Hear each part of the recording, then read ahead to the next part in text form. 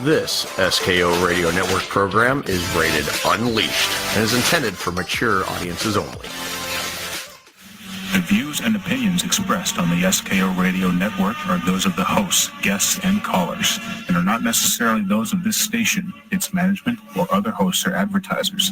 The shows found on the SKO Radio Network can promote any lifestyle, belief, religion, political affiliation, or other personal practice. These shows are for entertainment purposes only and are not intended to treat, diagnose, and/or claim any cure of disease or condition. From the Debbie McCune Broadcasting Center at the SKO Radio Network, it's time for Some Kind of Radio Show, starring Earl McCune and the Crazy Crew. The phone lines are now open, so call or text to 234-200-5110. That number once again is 234-200-5110. Without any further ado, here's Earl and the Crazy Crew. Good evening. Certain NBC executives feel it would be a little unkind to present this show without just a word of friendly warning. We are about to unfold a show featuring David Letterman, a man of science who sought to create a show after his own image without reckoning upon God. It's one of the strangest tales ever told. I think it will thrill you.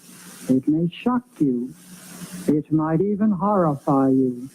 So if any of you feel that you don't care to subject your nerves to such a strain, now's your chance to, well, we've warned you.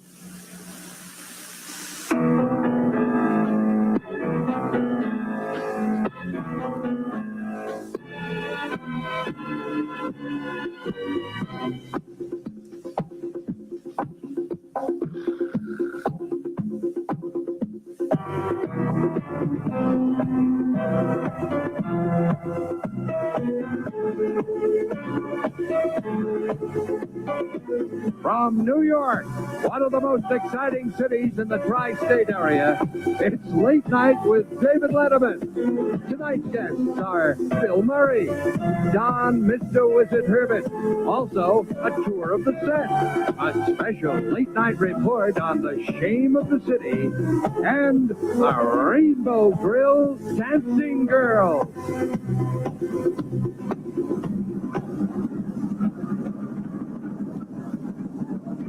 Now, a man who shouldn't be up this late, David Letterman.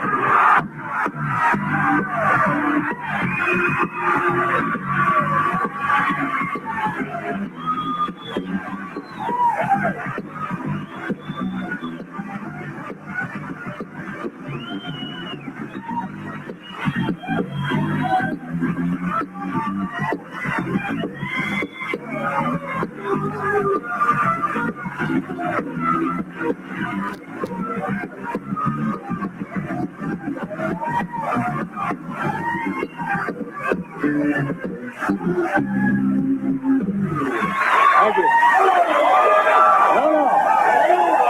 Thank you very much. Please.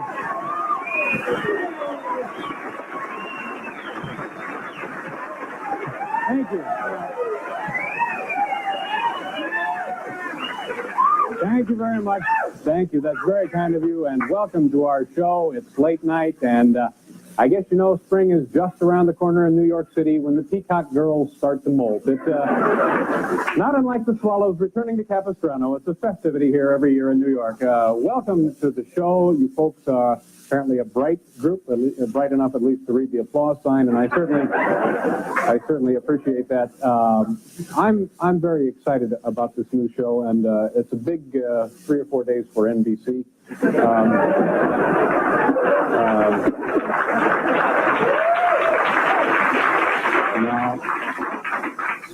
Let's see. They of course had World War III last night, starting on and then the Saturday night. Eric Estrada was singing, and tonight this extravaganza. But the whole thing was kind of tainted. I believe it was Friday evening. An NBC executive on his way home was arrested at Grand Central Station. His pride was showing, so they hauled him over. We have a wonderful show for you folks this evening. Comedian Bill Murray will be joining us a little bit later.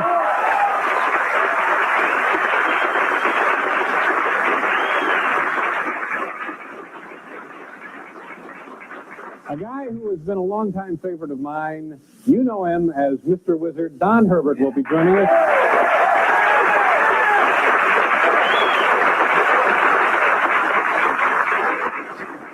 And if that wasn't enough, we are going to be right back. It's a brand new show, a brand new set, a wonderful facility, and we're going to take you folks on a tour of this studio, this set, after you take a look at this. Thank you for being here, folks.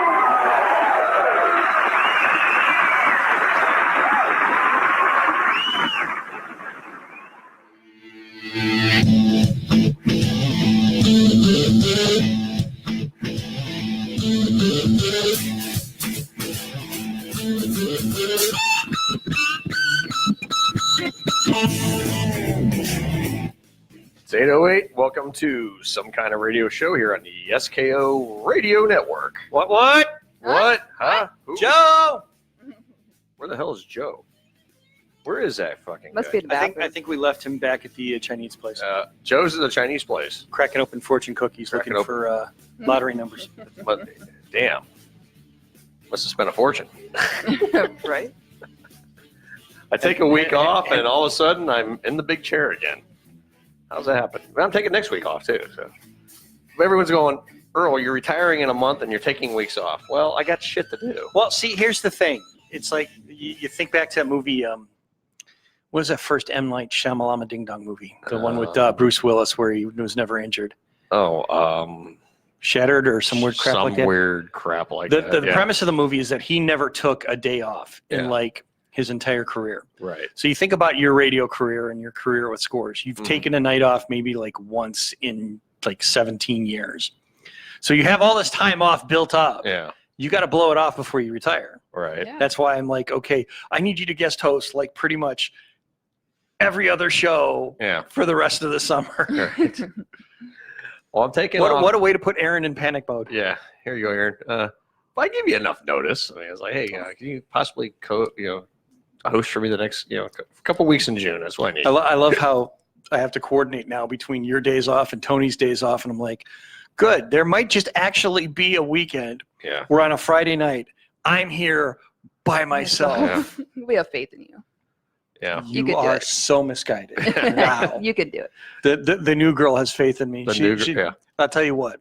Stick around, kiddo. You'll learn. Did you say the nude girl? Yes, the nude girl. I'm not nude. I know she's not nude. That's well, that's going to get us a lot of Facebook hits. I know. Well, we have a nude girl on the studio right now. No, Facebook shuts down pretty quick. Well, no, she's not nude. Actually, the Facebook Live is up and running on the Some Kind of Radio Show and the SKO Radio Network Facebook pages right now. There you go. That's See, right. Spread the love. Huh? And you're not not nude. you're not nude. You're That's right just, there. that's just her natural skin tone. But you should be showing some leg. I mean, that's what we should have had you doing. I could have gotten some. I could do that. Ooh, here we go. Yeah, baby. Shave them. I'll tell you. She shaved them. I'll tell you, she had me at the black socks. Spring has arrived. She shaved her legs. Everybody. The black crew socks are what did it for me right there. Yeah. Earl McCune along with Aaron Kaback, Miss Lori, and Tony the Comedy Killer is on special assignment tonight. That sounds good, don't it? Yeah, he's drunk in a gutter somewhere. Mm-hmm. At least he's not wrapped around a tree this time. Yeah, no kidding. Not yet. Not yet. The night is early and our phones are on. Yeah, so phones are on. He's not out doing anything. Actually, he takes Fridays off every now and then throughout the spring, and goes up and watches bands play. And I think he has got to be one of the ugliest groupies at Rockin' on the River. Think about it. He's got a face for a radio. He does. But and now that he legitimately looks like he's coming out of Middlefield. Yeah. But he just got done building a barn. Here's the thing. A few weeks ago, it was Mike and Tony in the studio. I'm like, God damn, I'm surrounded by fucking Amish guys. Yeah. I'm like, what the hell? It's like it smells like it too. I mean, it smelled bad. It smelled like BO and dog shit and fertilizer and whatever the hell that it wasn't good. I don't want to mince words, but when I used to come in here on Saturday afternoons to get ready to do Half Cocked, which we closed the door on last week. It was a wonderful show. We had a great time. I would come in and I would realize that teenage boys still smell like teenage boys. Yes. A lot. Yes. And so I started carrying about a can of Axe Mm-hmm. just to kind of, because I don't know where you guys stash the Febreze. Yeah. And I would rather it smell like man than smell like, what was it, like Coconut Supreme or some crap like that? whatever Febreze. Wait, over there we have the what is that? Cranberry, the light or whatever. Oh, that cranberry shit that you spread around when we got bug bombed a few months ago. Yeah. Oh dear, I can still taste that in my food. I still taste the bug bomb sometimes. We are out of the Febreze at the moment. We got to get more Febreze. Yes. If Earl would stop shitting all the time, like we I said, would. Wait a minute. Wait, if I stop. It. Wait a minute. Who says I shit all the time? You do. Hey, well, you know what? I got to Shit, get it out. And you fart all the time. Wait a minute. You want to talk about farting? No. No. Let me tell you about farting. This is part of the show where I just kind of turn around But and let the couples fight. You make me faint. That's how Honey, bad your farts let are. me explain something. This morning, getting ready to leave, I got to go. And yeah, you got your ass on my leg. I think he was dreaming. No. You had your ass on my leg all morning. And every 30, 40 seconds, just these little pop out and, I beg to differ. At least they're not moist. At least it didn't stink. I hope. Well, I don't know. I mean, I pretty much, when I slid out from underneath the covers, I kept the covers down because I didn't want to get any wafting odor. You wanted to leave the Dutch oven in the oven. I wanted to leave that in the oven and let it baste. I could never top your farts, babe. I'm a trained professional. Yes, you are. I'm a trained professional when it comes to farting. And we're going to be locking ourselves in the studio together for 72 hours. I know. How are we going to do that? You guys are going to have fun. It's going to smell like BO and farts in here. You know that? It's going to smell like BO, farts, and probably whatever food at some point, there's going to be... I know that what we want to do is we kind of want to map out each hour where we're talking about something different. Yes. We're doing something different. There's going to be an hour that's going to be nothing but farting contests. Yes. Who can be loudest, who can be moistest. Those will probably be during the late night. It's going to be like a 3 o'clock in the morning kind of 3, thing. 4 in the morning things. If you where somebody has given me like an entire block of cheese and said, okay, lactose intolerant Aaron, knock your ass out. By the way, who's checked out the new website? I mean, wow. Aaron, amazing job. Amazing. Thank you. Aaron, I'm going to take about 60% of the credit. I mean, Dylan. Between you and Dylan really got it off the ground. Dylan got off the ground, really and you guys both. But I think I kind of polished under it. a very tough circumstance, what you talked about. We're not going to get into the details on air, but under very, very. Here's the thing: we had this grand plan for this rebranding, and we've actually already achieved now. Right. Okay. We had this great plan. We're shooting for August the 1st. It was going to be the weekend after I retired. Yep. We were going to rebrand because I'm going off the air as a regular full-time show host. Now, of course, I'm still here at the radio station because I am the owner of the station and I serve as president of the station. So I'm here paying the bills and doing whatever, stuff's got to be done behind the scenes. So I'm not going anywhere from the radio station. It's just, let's make that clear, everybody. So we had this plan, and we were actually all geared up. Everything was in place. All we had to do is write the emails and send the notifications to the people we need to notify to change our logo. Because if you notice, we have a brand new logo on everything now. And it's a beautiful logo, by the way. It's a different look. It definitely brightens. It's a brighter feel. It's eye popping. It's eye popping. The old logo. I mean, don't get me wrong. I love the old logo, but it was very dark background and it was black and there's a lot of darkness into it. This is a little bit more eye popping, brighter. Definitely more kind of more modern feel to it. A little more modern feel to it. Yeah, more definitely. contemporary. More contemporary. Yeah. So. So basically real quick without, we're not going to get into details. We had to build a brand new website in no notice. In minutes. Literally, we were, the website was down for about 4 or 5 hours? 3, 4 hours? I don't think we can honestly say how long it was down because I think we just kind of noticed, hey, wait a second, there's no website. Yeah. So we knew we knew it was down for about 3 hours. But we started building the new one the night before. Yeah. We started building it because we knew we were going to have to do that. Yeah. We knew. But it was down for a couple of hours. Good few hours. So Dylan, a lot of credit goes to him. He just said, all right, I'm building this sucker. Let's go. And he's doing this on his phone. We were working that night, and we decided, okay, we're going to go, just the night before it went down. We went, me and him went and had a beverage, and had an adult beverage, and we're sitting there, and we're on his phone choosing layout. What layout will we want? Because, there's so many different layouts for websites, So we chose a layout, okay, and we started putting in pictures and just general. We were actually starting to do everything with the old logo because we weren't going to flip the switch on the new logo until the 1st. Right. 1st of August. Well, then all of a sudden, the website goes down, and we're sitting there. We got into a 4-way chat with me, you, and Mike and Dylan. Excuse me, burping Chinese food. We're like, why don't we just rebrand now? I mean, that's if we're gonna launch a new website, let's just do it now. Screw it. And we like, okay, we did it, and we pulled it off. I mean, team effort. Everyone got together and worked on it, and we got the apps rebranded. We got Roku rebranded.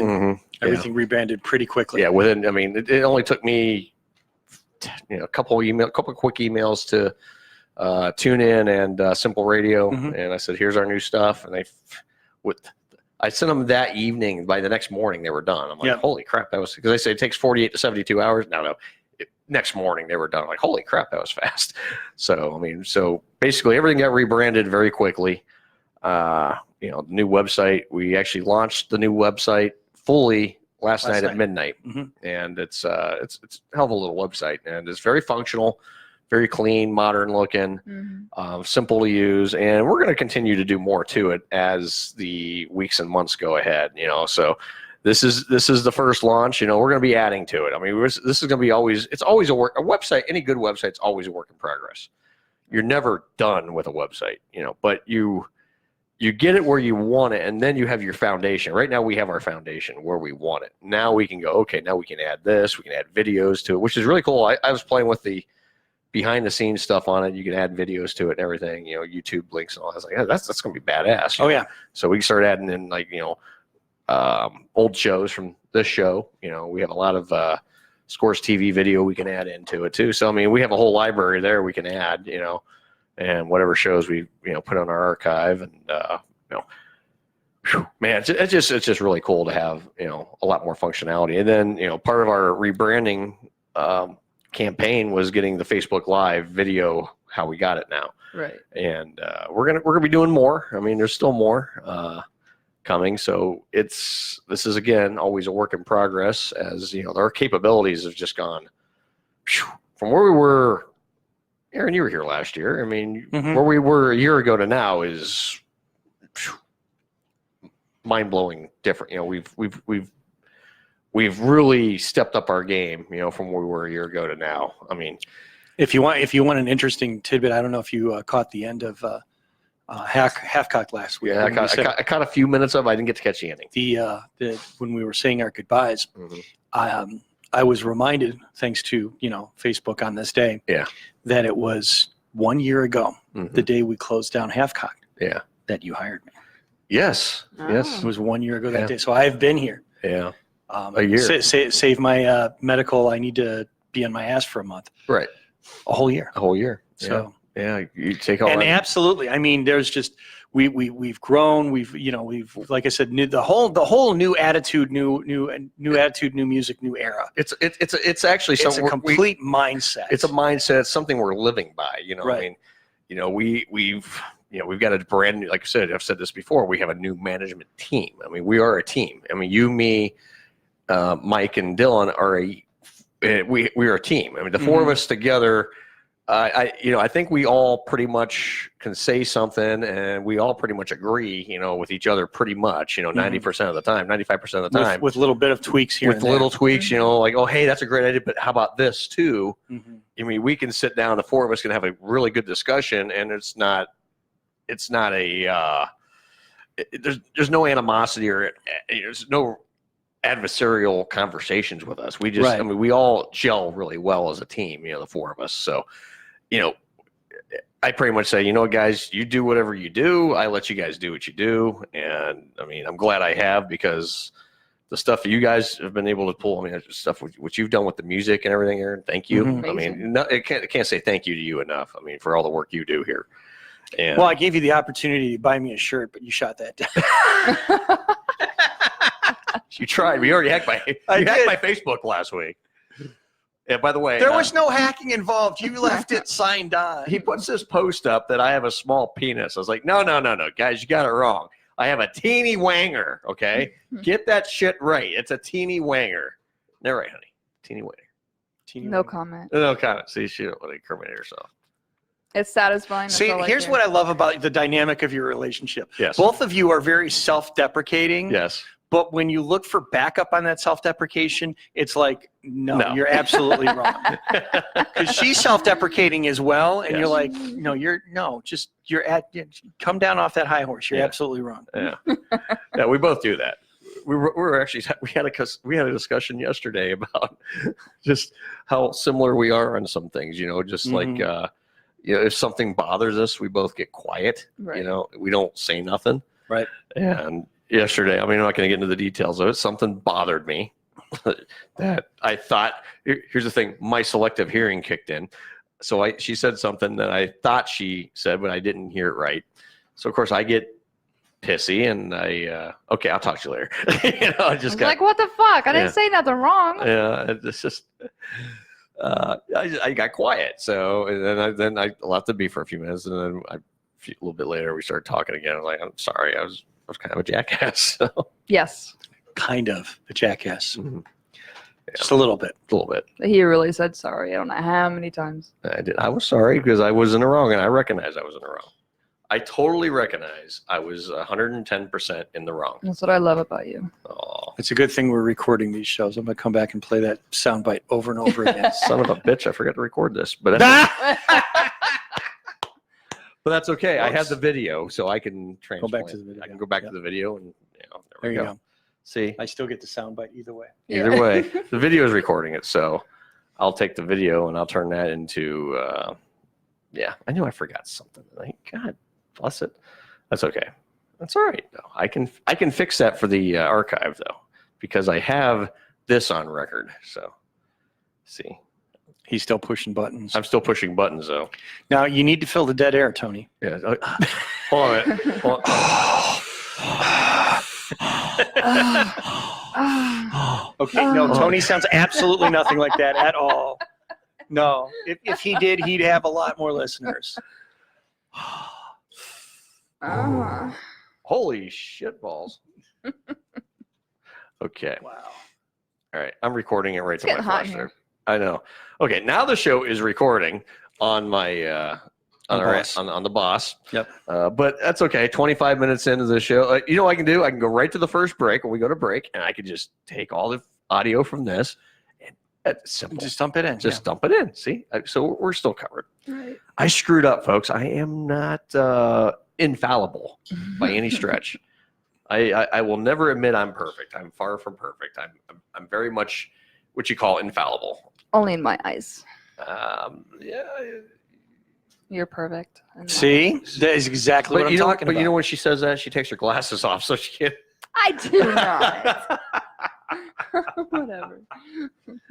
I'm looking forward to the new banner that's going to go up behind us here when I get that. That's going to be really cool. Yeah. Yeah. The only downside is that when it gets really, really warm in here over the summertime, I'm not going to be able to crack the windows open. No, I know. Yeah.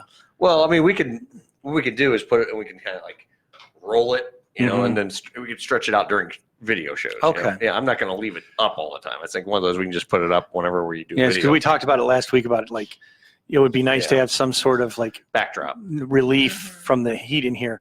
But in a recording studio, you don't need a fan in the background going. Yeah, exactly. The other thing I was looking at, they have those like things you can like, you know, like almost like a movie theater screen. Yeah. Yeah, I'm thinking about maybe if we can get something like that. And put the banner and just put the banner on that and roll it down. So I'm going to see what they got. Or give Loriana a box of crayons and she could just draw it on it. No, she could draw. Oh yeah, she can draw. She could probably recreate that logo by hand. She can do it. She knows a thing or two. She's really good about drawing. Me, I can do a great stick figure. I mean, phew, man, I can do a With boobs? wonder. I could put boobs on a stick figure. Believe me, I'll find a way. This is Earl we're talking about. He could put boobs on anything. I could put boobs on anything, and it'd be a masterpiece. That's all I can say. Put some on me. I need some. Your See? boobs are fine. This is exactly what I was talking Your about. boobs are fine. This is exactly what I was talking about. They fit in my mouth just fine, babe. And in my hands. I got small. See, I can make your boobies look bigger. I have small hands. I got nothing to add to this conversation whatsoever. Oh god. This is what happens when I am not missing Tony, but I'm here by myself. Hold on a minute. It's like Darth Vader for a minute there. Oh, That's the best impression of Tony. Mm-hmm. Darth Vader. It's like. Oh, speaking of Darth Vader, I Yes. really need you and Dylan to recut that Scores promo. You want us to recut that? Here's the thing. It's not that the Darth Vader voice is bad. I mean, it is, but it's okay. I can live with it. Yeah. It's just Dylan's gayer than gay. Oh, hi, Darth. At the end of it, I'm like, Hey, can I give you a little clue on that? are you here to clear my? I'm actually gonna. Dylan was Darth Vader. The oh hi Darth was me. Wow. You're gayer than gay. Yeah. Hi, Darth. Oh hi Darth. Oh, hi, Darth. Are you here to clean out my exhaust port? It's right below the main port. It's only 2 meters wide. I'm sure you can get your torpedo in it. Just gotta suck really hard. I know how to do that. Ladies and gentlemen, she does live demonstrations after the show. she's a trained SEAL, folks. I'm very trained, huh? All of a sudden, we started talking about blowjobs, and the numbers went up. I mean, they shot up, and the video and on the. Well, somebody the said numbers. live demonstrations is like, oh, good. Oh. Scores is porn today. Yes, we're gonna porn it up right here live on some kind of radio show. But we will take a break first. Give him time to find the porno music so we could do that.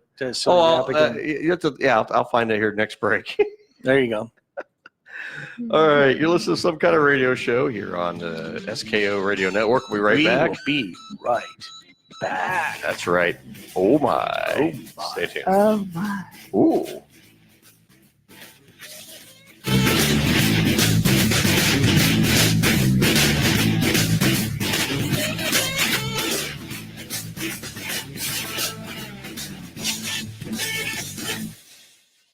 The ZM Insurance Group is Northeast Ohio's #1 choice for insurance solutions. They're proud to offer auto, life, home, pet, and business insurance, not to mention renter's insurance, RV, boat, and motorcycle insurance as well. They also offer insurance solutions for rental and commercial properties too. The ZM Insurance Group has been insuring amazing businesses and awesome families in Ohio since 2008. They make the insurance process easy and no appointments are necessary. You can follow the ZM Insurance Group on Twitter at ZM Insurance, on Facebook at ZM Insurance Group, and on Instagram at ZM Insurance. Call the ZM Insurance Group today at 330-777-0092. Once again, that's 330-777-0092. Hello there, this is Hilljack Bob, and you're listening to Some Kind of Radio Show here exclusively on the SKO Radio Network, and we still have 110% itchy balls. Watch now. Well, you know us, Sammy. We'll watch just about anything. Is on top of everything. And that's funny. Investments. Can't get the savings bonds. channel to change. Stop. That's right, sir. Probably something okay on this channel. Find out more. Call 1-800-US-BONDS. From New York, it's Late Night with David Letterman. This will work. Give me a second.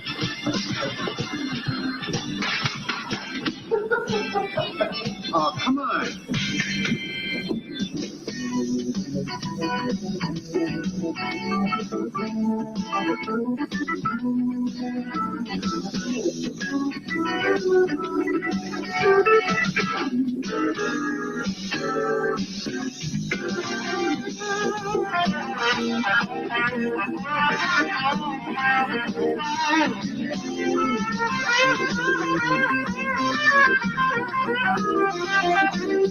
Tonight, actor Tom Hanks and Paul Schaefer and the world's most dangerous band. And now, Michael Jordan's favorite caddy, David Letterman.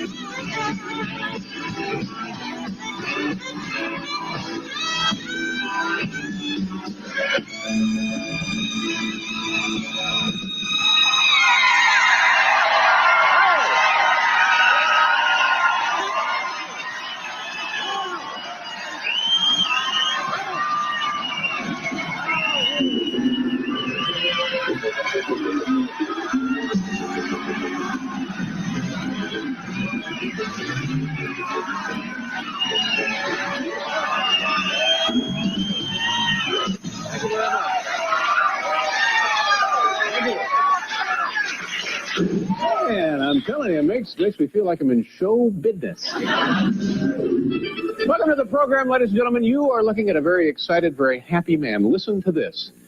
Earlier today, for the first time, NBC named me Employee of the Month.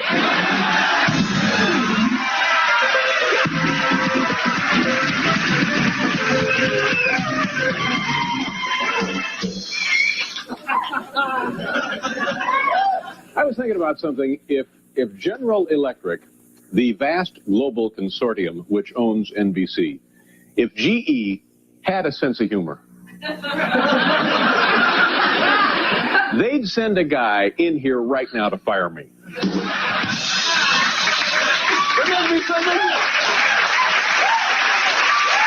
Dave, you're fired. All day long, people have been asking me, Dave, what will you miss about NBC now that you're leaving? And it puts you, whether you want to be or not, in a reflective mood. And I've been thinking about it, and so this question keeps coming up. What will you miss? What's going to happen? What will you miss? How do you feel? And so I guess I'm thinking now, well, what I really will miss, I guess, is that kind of vague, non-specific sexual tension between me and you know, Garrick Utley.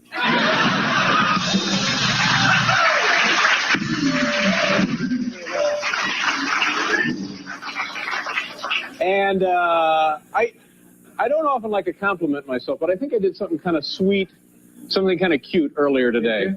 I gave Conan O'Brien, now the young man who'll take over this show after we're gone, I gave Conan O'Brien's home address to the woman who keeps busting the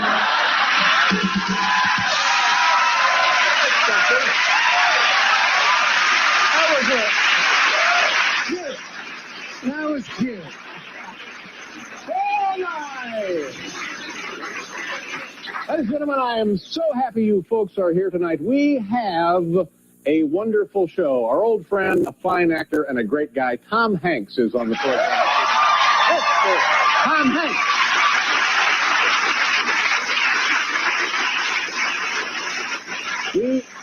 We have some surprises and free balloons for the kids. Now say hello to our good friend, Mr. Paul Schaefer. Thank you very much.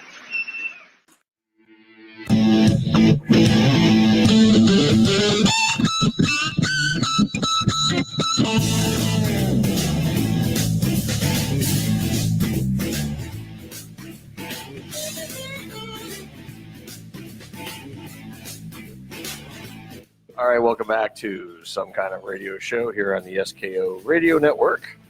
What? Who? What? What? Huh? Joe. Joseph. He's not here.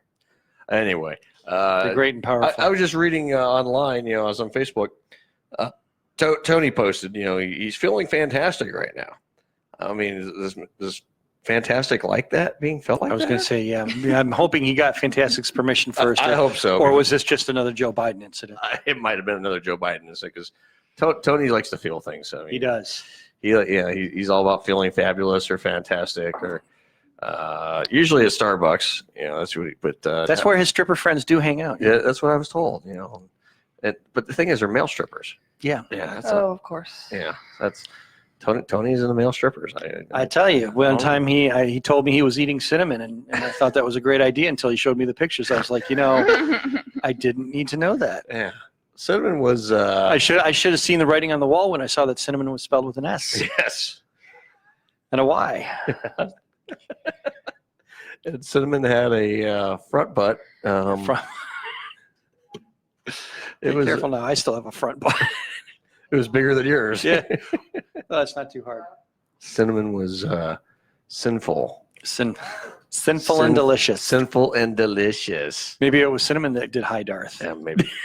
No, I did the High Darth. I mean, we talked about. I'm not letting you go on that one. No, Dylan and his High Darth. Like, no, I hate to break this to you, but it was me. There you go. It was me. I apologize. Oh, hi, Darth. Oh, hi, Darth. Oh, hi, Darth. Oh, hey, Darth. Well, no, actually, that was a parody of The Room. Oh, hi, Mark. Have you ever seen that? The Room. The Room. Hmm. Oh, I'll find it for you. You're gonna play the clip for me. I am gonna play it for you because that way you get some context. Context. Yes. Good to have context. Context is important. In the meantime, yes, we are saluting David Letterman. Yes, should mention David Letterman once or twice tonight. Yes, David Letterman got a lot of great monologues in there. Got a lot of great monologues. Some good stuff. My favorite Letterman moment, as was mentioned during the break, yes, was the Lawler Kaufman incident. Mm-hmm. That was, a lot of people go back to that one. I can't really. David was really good all around. He never really had any giant breakout moment that made you think, "Oh crap, this is the quintessential David Letterman moment." They were just all really good moments rolled into a gigantic career. Yes. Oh, absolutely.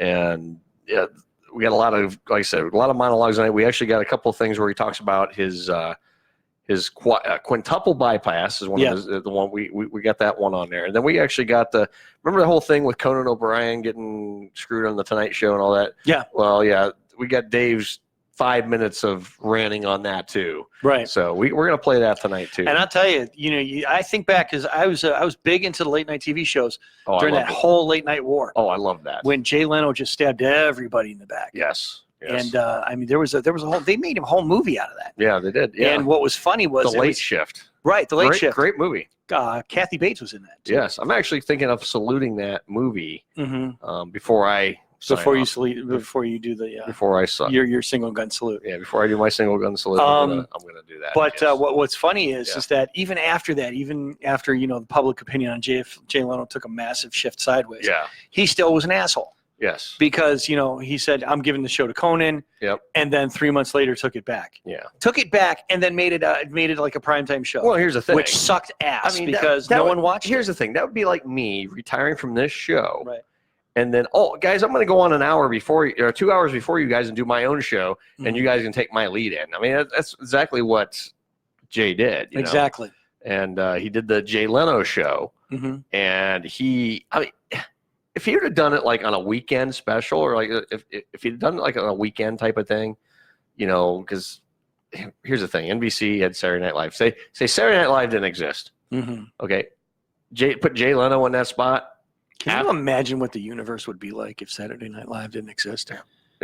Ponder that. Yes, I know the massive amount of comedy talent. Yes, that has come out of Saturday Night Live. Oh, amazing! But it's nuts. I'm just saying, if that time slot was available, right? You're like, okay, get your Monday through Friday Tonight Show. Okay, then you got Saturday Night Jay Leno, for example. Right.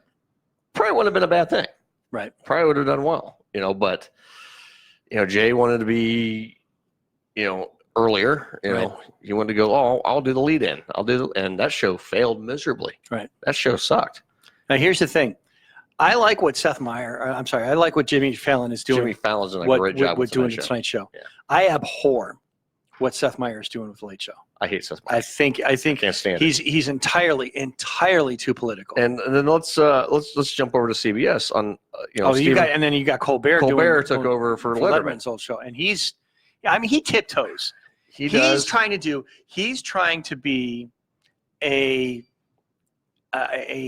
cable.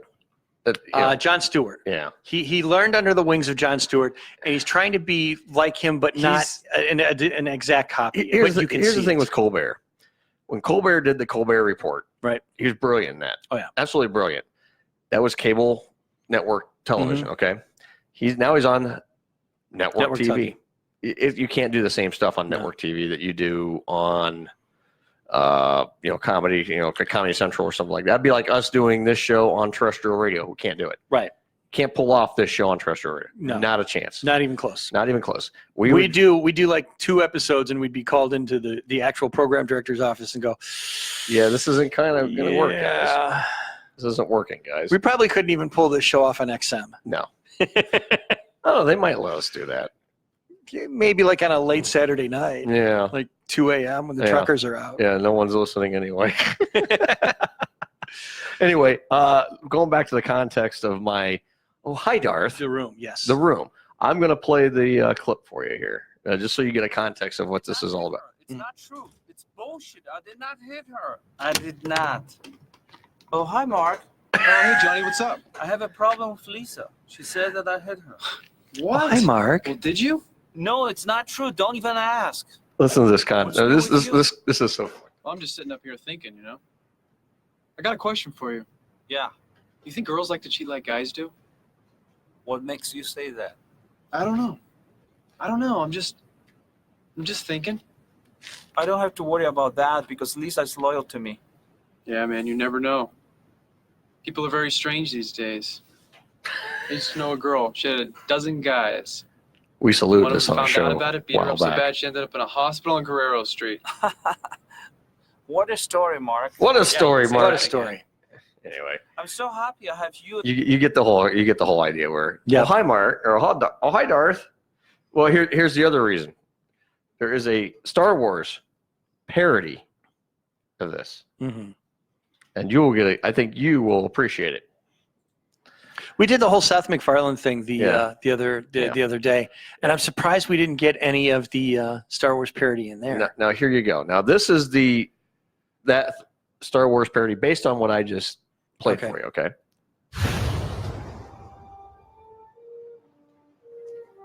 I did not hit her. It's not true. It's bullshit. I did not hit her. I did not. Oh, hi, Mark. Anyway, how's your sex life?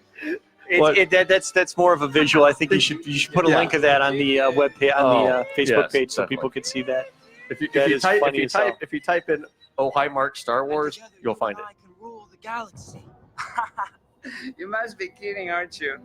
The Jedi turned against me. Don't you turn against me? You're part of my life. You are everything. I could not go on without you. Liar! You are tearing me apart. It sounds like a young gay Arnold Schwarzenegger. Why is this happening to you? Why? Why? I'll be back. Don't worry about it. I still love you. Oh, here we go. Hi, doggy. I cannot tell you. It's confidential. Oh, hi, doggy. It's time for the Jedi to end. What a story, Mark. Let's go eat, huh? What's bothering you, Mark? Maybe you should have a girl, Mark. I'm so happy I have you as my best friend, and I love Lisa so much.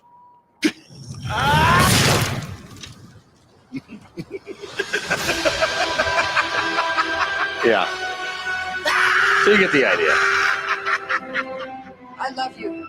You know, people don't have to say it. They can feel it. If a lot of people love each other, the world would be a better place to live.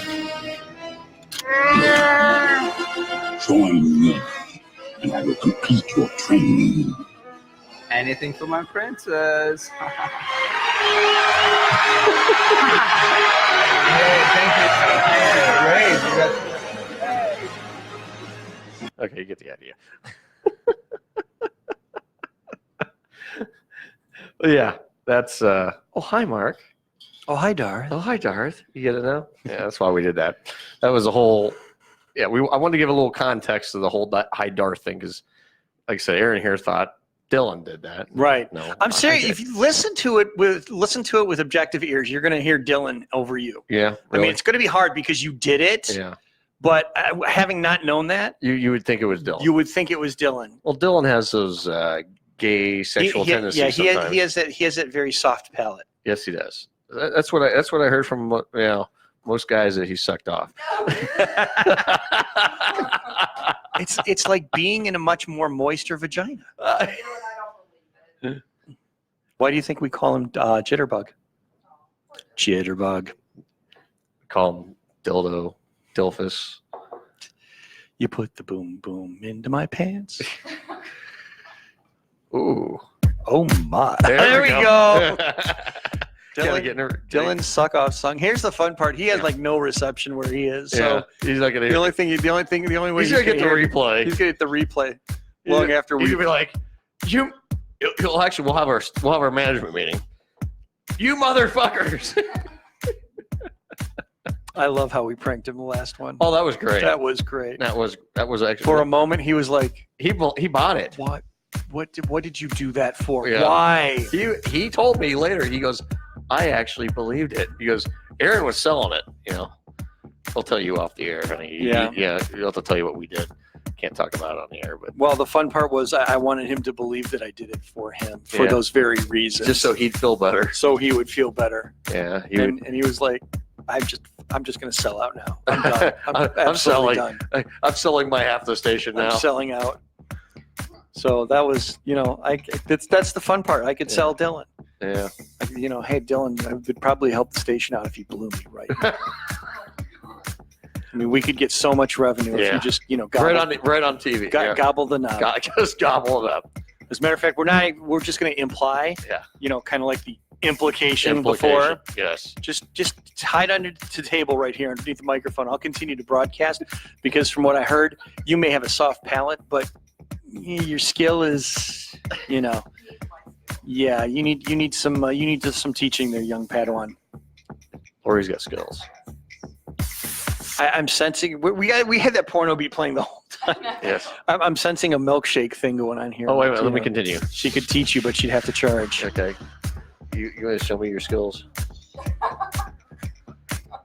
Yeah, I love it how he didn't realize until he let this play further and further that the more you let this go, it gets really pornographic. Like there's some screaming going on in there. Yeah. I mean, on the old show, we didn't let it go this long. We used this to fluster Eric, and it was fun. Well, we should have got Eric in here tonight for entertainment purposes only.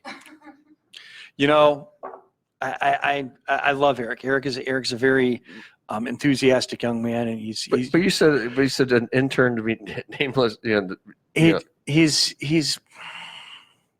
Last week when you ended the show, he's a target. Yeah. Last week when you ended my show when you hosted it, you're just like, okay, we have an intern that I choose not to name or something along them lines. Intern to be named later. Yeah. Yeah. But he's fun, and he's a fun kid. He's a good kid. He's going to find his niche here. He was probably the most upset that we were cutting the show off because there goes his on-air opportunity. But again, to expand on that, we all had a lot going on. Eric was trying to focus on being a good salesperson. He really wants to see the station succeed in the sales department. Yes, he does. And I thought it was a good time for him to be able to focus exclusively on that, so that he could pay more attention to that. Mike's got a lot of what he's got going on. He's also running the kids show. He's trying to get ready for the new version of Scores. He's trying to put his crew together. He told me that he wants to come by tomorrow morning. Yeah. After Cinder Block. Yeah. To make some kind of announcement. Hasn't told me anything about it. Yeah. So, you know, keep your eyes and ears peeled. He was talking to me about something about us coming out. That's all I'm going to say. You know, he's got that nice kind of just soft. The beard is soft enough. It's not scruffy, but it's not, you know, It's scraggly. soft. Yeah, it's soft. So, I mean, it's the true prison pussy. Yeah. You know, it really is. You know, you could put your dick in there and really feel like you're fucking him out. He's got the lips too. I He mean, does. The lips would pull. He could pull it off. I think he moisturizes. Yeah, he might. I think he actually uses. I think he uses that lip gloss too. I think that part of the reason, part of the financial problems he's having is he's buying high-end lip glosses. Yeah, he's got to go to the cheaper Walmart brands. Go to the fucking dollar store. Go to the Dollar Tree or something like that. You know? Go to the Dollar Tree and get that shit for $1. You know, he's paying like $7.99 for that like the high-end stuff with the sparkles in it. One of us is going to get a message here in a moment. Yeah, he'll be like, "You guys are dicks." Is there anybody you're not going to piss off tonight? Probably not. We are pissing the world off tonight. Wow. Whoa. Okay. So you're teaching Dylan. You're teaching Mike. Why don't you just open up a lecture hall? Lori's going to start. We're going to contact Akron University. Lori's going to be like, "Here is how you suck cock." Okay. What you got to do. She just got done saying she's going to have bananas and cucumbers and shit. Oh, really? Oh, there you go. I thought she meant for her pleasure. Ribbed for her pleasure. Well, for me, all she needs is one of them like little mini dill pickle. You know, like the cocktail wieners. Pigs in a blanket. Well, you know, Vienna sausages. Yeah, Vienna sausages. Yeah, Vienna sausages is all you need for me because I mean it's. You have nice boobs. Have no boobs. See? Stop putting yourself down. Yeah, see, you have nice boobs. You have a nice butt. Yeah. Everyone notices your butt, trust me. I used to have a nice butt. Then I got fat and my butt just flattened out. When I got fat, I stopped like exercising. I had a nice butt until it got chewed off for years and years and years. Wow. And then that's just gone. It was like nice and shapely and round and it had some like contour and lift to it. I'll shape it up again. It's not Play-Doh. Yes. You're not going to be able to. My hands are magical. I am not touching that with a 10-foot pole. See, it's that kind of conversation that makes everybody wondering. It's like, does she do 3-ways? What the fuck? What the hell is going on in that studio right now? Yeah. Stuff is going on. So you're gonna. And then as I was mentioning, with everything I'm doing with the library, with the website, with Cinderblock, it was a good time. I mean, we were talking about ending it in June. Right. Cinderblock Sports. We got a big thing we're working on doing about the third weekend in June. Yeah. We're still working on details on that, so we're not really going to let the cat out of the bag there. But I told Mike about it. I said, if this comes through, I'm not going to be able to do the show because it is on a Saturday evening. Yeah. He said, then, well, let's just end the show, the weekend before. Mm-hmm. I said, if you're really that hard up on it, why don't you just end it tonight? Yeah. I know what we've got going on. I know the early talk was him still doing half-cocked and scores, but I got to think about this. Like, well, you don't want to do one show one night and do another show and have almost the same people. You might as well just call it the same show, at that point. And another part of it was that if you think about how far I drive in to get in, he drives in just as far, if not maybe a little bit further. Right. So it's murder on the gas tank. Oh, sure. So I said, do you really want? I mean, and plus he's already Friday night, Saturday night, Sunday morning. Yeah, he's here all weekend. Do you really want to do that much driving around all weekend long? Right. And I think that was what kind of tipped it over for him and said, he wants to continue Half Cocked as a brand. Yeah. To kind of branch out from that. But as far as the show goes, it was time to kind of cut it off and, work on our own stuff while we work towards this rebranding. Yeah, exactly. I mean, that's the thing, we are shifting some things around with programs and hosts are going to some different programs too. Right. There's some other things in the works, so we can't release yet. I mean, you and I know about a couple of the plans in place. We're not going to release those plans for a little bit yet. Right. But, there's going to be some other shows out there coming up the way too, and they're going to be different programs, and there's going to be some people that you might heard on this program, for example, are going to be on a different program. So Yep. it's going to be different. I mean, we're changing things up. I mean, it's just part of the. It's gonna be good. And this gave me more of an opportunity to help. Like you had mentioned, kind of backfill for you doing the guest hosting. I did it last week. Right. Going to do it again next week. Going to do it again later in the month. Right. So gives me more of an opportunity to kind of help out with this show as I wanted to. And I got you gave me a preview tonight of what the new Some Kind of Radio Show is going to kind of feel like. Mike asked me to help out with some of the production. Yeah. Because because I was doing a lot of the production. I do the production for Cinderblock. I was doing the production for Halfcock. And so he kind of wanted me to kind of help out with the production on Some Kind of Radio Show. Mm-hmm. So I put together some ideas for him. Yeah. And what I like is you're incorporating some of the stuff we currently do, but you're changing it, which is nice. Because that's one thing we talked about it here as a team. I'm like, I'm stepping down. I'm not gonna say, okay, everyone stay on board. We're having a new host. You don't do that. What you do is when you completely change we're rebranding Some Kind of Radio Show. Mm-hmm. Okay. Mm-hmm. By doing that, I'm leaving the program. Okay. I founded the show. I started it. It's my baby. It's always going to be my baby. Right. But I want it to continue because, I mean, I'm going to be quite honest here, folks. I feel as a personality and as an on-air talent, as someone who's creative, my creative juices have just dried up. Right. I mean, they just have. Mm-hmm. I mean, I've run out of ideas for this program. I mean, now I have other ideas for other things, which I have no problem playing producer on or whatever. Who knows? I might, even though I'm retiring from this show, I may come back and be on the air at some point again. Yeah, I mean, I know I'm going to be on the air for the 72-hour thing. That's a given. But I don't know what exactly we got planned yet. I mean, who's to say? I might get off the air for a month or two and be like, God damn, I want to do something else. I want to get back on the air.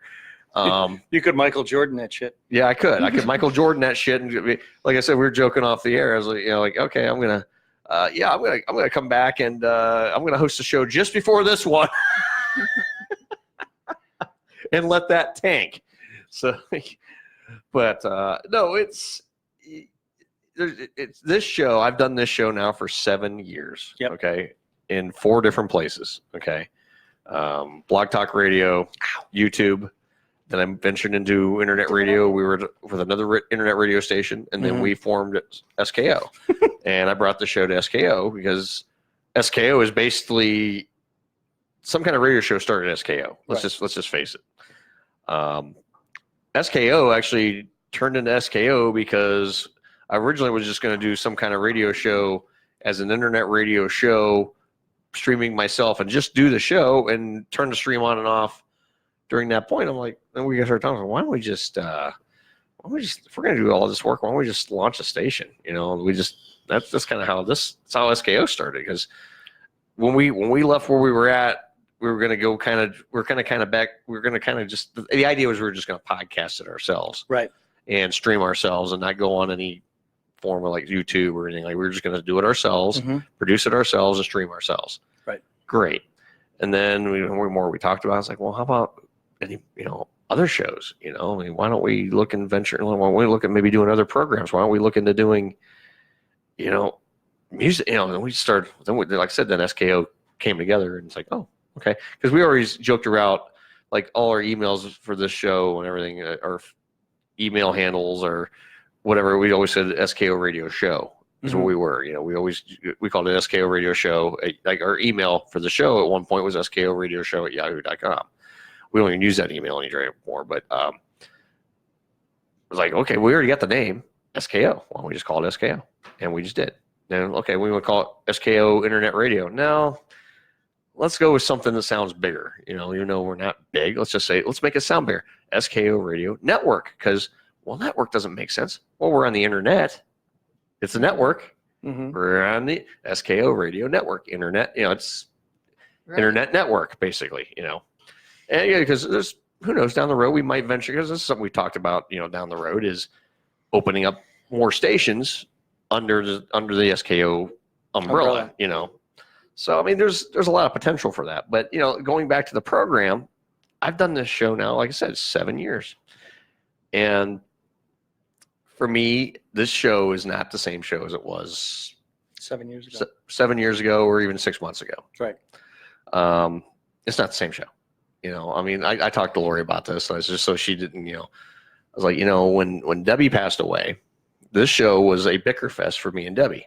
Yeah. And that's what people tuned in to hear, was me and how am I going to pick on Deb next? And what's Deb going to say back to me? Or is she going to throw something at me? And it's going to be, entertain. And it was all for entertainment. I mean, don't get me wrong. We were never really like that. But it's not the same show. Right. And I want to do something, I want to get back into me more behind the scenes. Mm-hmm. And, I still want this show to continue, but it's like, okay, this show needs a rebranding. This show needs to breathe in. It just needs fresh blood in it. Right. It needs new blood. And that's what, having you and Mike taking over. I wouldn't just hand over my show to anybody. I was like, I want to turn the show over to people I trust that will do it right, take care of it, nurture it, do all, and make it bigger than it is now. I mean, that's what you guys are going to do. And I know that. Well, to this point, yeah, I've been helping Mike out. I mean, Mike and I have been friends. Mike has been friends with my wife for a decade and a half. Okay. And they went to school together. Mm-hmm. And so through that, Mike and I became friends. We met when he did my son's photo shoot for senior pictures. Yeah. So we've been friends for a long time. So when you handed him, when you said, hey, I want you to take over some kind of radio show, the first thing he did is he asked me, it's like, look, I need your help with production. I mean, I could do the logos and I could do, I could do topics and everything else like that. I need your help with the production. Yeah. So I said, I'll help. He has not yet asked me to join the crew. I don't know if he will. I don't know if he won't. Right. I've told him I will help him in whatever aspect he wants.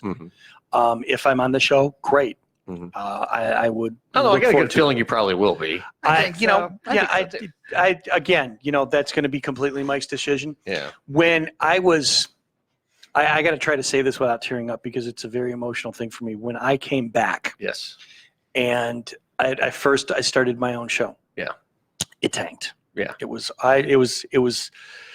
what I wanted to do, but it was not whom I wanted to do it with. God bless Kyram. He was a great co-host.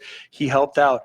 But Zombie Geese was really a creation between my son and I. Yeah. And I mean, he was like 14, 15 at the time. And we made that work. Yeah. There was no chemistry between Kyram and I. Right. Not that kind of chemistry. Yeah. If you don't have on-air chemistry, you don't have nothing. And quite literally, and there was really no way, even, now that Sam is of age, that he was going to be able to join me every Saturday night from, all the way to midnight. Screw that idea. Right.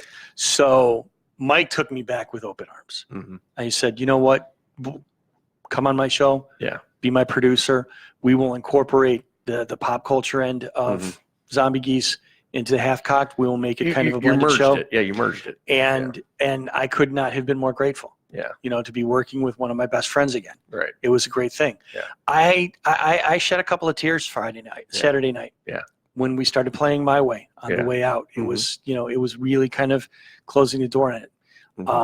Because it is really something else. I told him, I said, you know what? I look forward to the opportunity to work with you again. If that happens, great. If it doesn't, we're still here. We're still managers and we still work with each other on a continuous basis. So we'll see. Yeah. I know that, he's putting out feelers and he's trying to figure out, who's going to be on his crew and whatnot. So we'll find out. Right. But, I'm helping out where I can. Yeah. I mean, audio production has been one of my fortes for a long time. He was talking to me the other day. I know he's getting close to wanting to make his announcements of his crew. I know that. I mean, we talked about that the other day, and I'm like, okay. And I've had to talk to my crew. I mean, my regular crew who's not here tonight. I mean, you're joining me. Lori's here. She's kind of been joined the regular crew, but she's the eye candy. She's the eye candy. Yes. I wish. I keep looking over here, seeing if I can see inside her shirt, but she's caught me a couple of times. She's the eye candy. But anyway, I was telling my crew, like, guys, we're leaving this show behind us. Okay. We're everyone here who wants to be here is welcome to be here. We have other opportunities for programming. I want this show to evolve. Okay. I'm not the person to get it there. Okay. I've run out of, like I said, I just don't have that creative fire anymore. You just don't have that steam anymore. I don't have that steam anymore to be on air. I love being in internet radio. I love running this radio station. I love being a part of it and doing this place. I mean, this place is my second home. I mean, I love this place. But as far as an on-air talent, I'm ready to hang it up. And if I do come back and do something, I want to do something that's going to be different than this. Yes. I've been doing this show, like I said, for 7 years. Mm-hmm. I have a serious side of me. I don't really ever let out on the air. I don't think I've ever seen it on the air. I think the only time we have seen it, remember when we used to do Let's Talk? Yeah. Once a month? Yeah. Yeah, that was probably the most serious we've ever gotten on the air. Yeah. And then this. Right. And we still had some comedic moments over there. I mean, we still had, my personality is still going to come through, but I'd love to do, but that's, neither here nor there right now. And we're way over for going to break. So let's do that too. Whoopsies.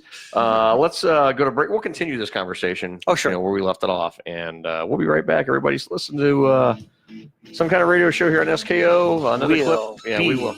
Right back. Yeah. And another clip from David Letterman.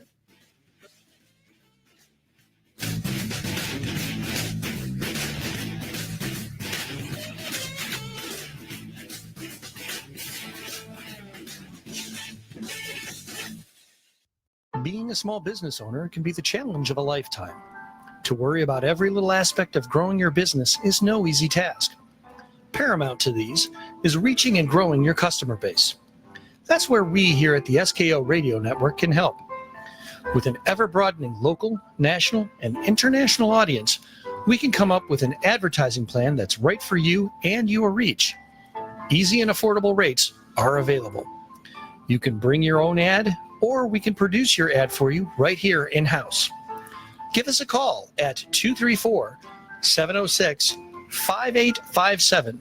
That number again is 234-706-5857. Or drop us a line at office@skoradio.com. SKO Radio Advertising. The only thing easier is listening. Join us on Sunday mornings from 11 a.m. to 2 p.m. for the Oldies But Goodies Show with Bob Fritz. Bob will take your requests from the SKO Radio Live Requests Facebook page. From there, you can request any two songs from the 50s, 60s, or 70s, from doo-wop to disco to classic rock, as long as it's within those years. So saunter on up to the SKO Jukebox, make your picks, and enjoy 3 hours of your favorites. That's Oldies But Goodies, Sunday mornings at 11 a.m. here on the SKO Radio Network. Hello there, this is Hilljack Bob, and you're listening to Some Kind of Radio Show here exclusively on the SKO Radio Network, and we still have 110% itchy balls.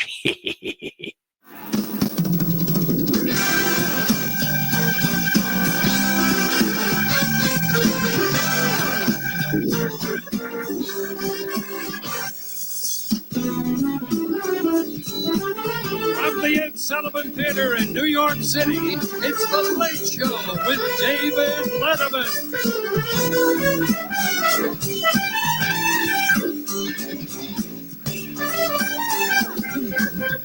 Tonight, Bill Murray and Billy Joel. Plus, Paul Schaefer and the CBS Orchestra.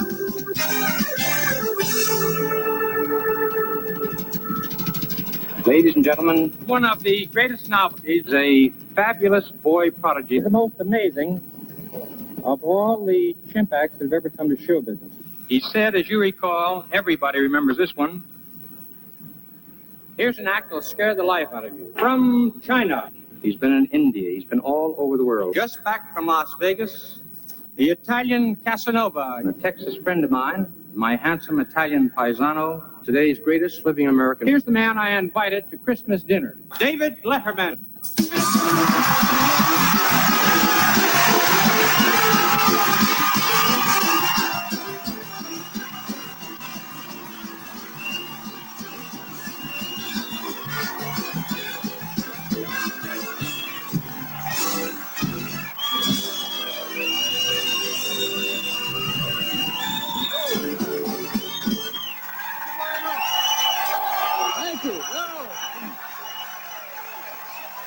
Thank you very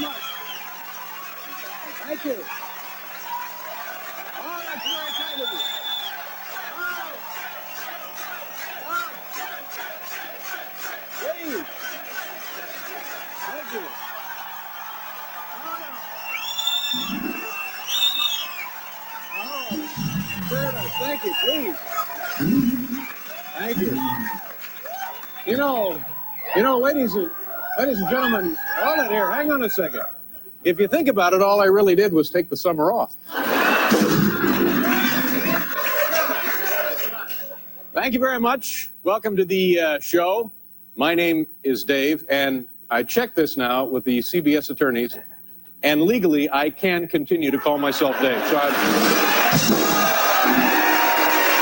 yes, sir. I don't know if you're aware of this or not, but there was some discussion when I left my old job at NBC. There was talk that maybe they would sue me if this show was anything like the old show. And frankly, I never took it very seriously because, for one thing, I thought, well, the legal department at NBC has their hands all tied up defending that Dateline NBC show. So they're not... And I never took it seriously. And then this morning, I wake up, and next to me in bed is the head of a peacock. So I don't know.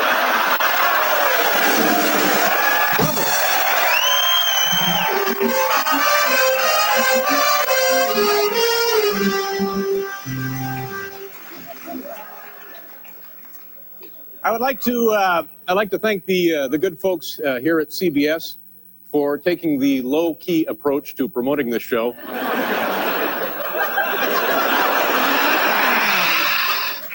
The Gulf War didn't get this kind of coverage. Ladies and gentlemen, this is not a promo. This is the actual show.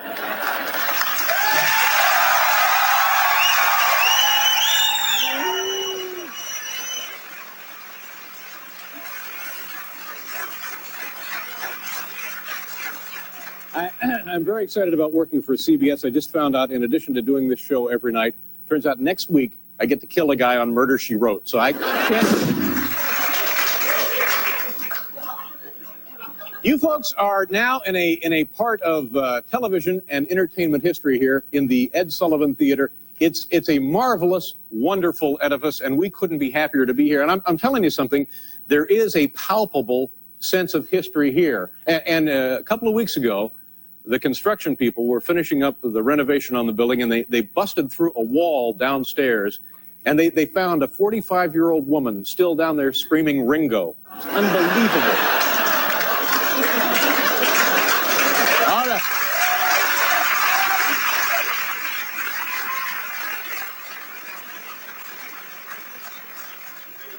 This is kind of odd. Remember that woman who kept breaking into my home? Well, she started breaking into my home again, but now she's doing it an hour earlier. I have no idea why. No idea what that... You know, every time you applaud that like that, it makes me feel I may have won a Tony. Thank you. Other than that, I had a pretty good summer, kind of relaxing. I think I must have gone 2 months without saying Buttafuoco. So I'm rested, ready to go.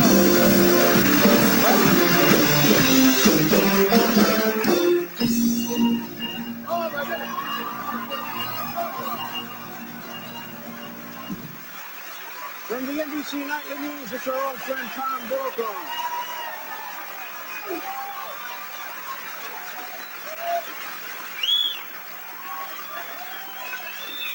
Dave, big night for you. I wanted to come across the street and say hello and, you know, wish you well, wish you reasonably well. But I'm a little shocked, frankly.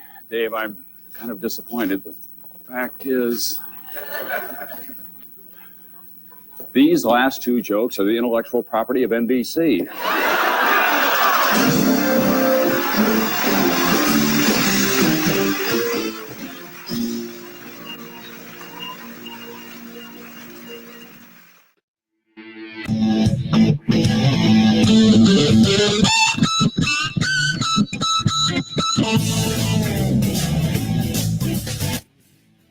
Who would have thought intellectual and NBC being the same sentence?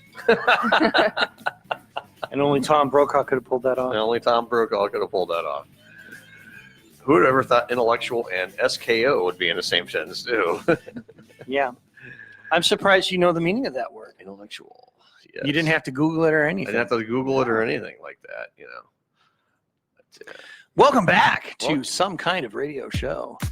Yeah. The home of porn beats. Yeah, home of porn beats. That's right. Now we good. Okay, now You're having way too much fun with that mic. now here's the thing. We have the video, right? Okay, so now this is like exercise music. All right.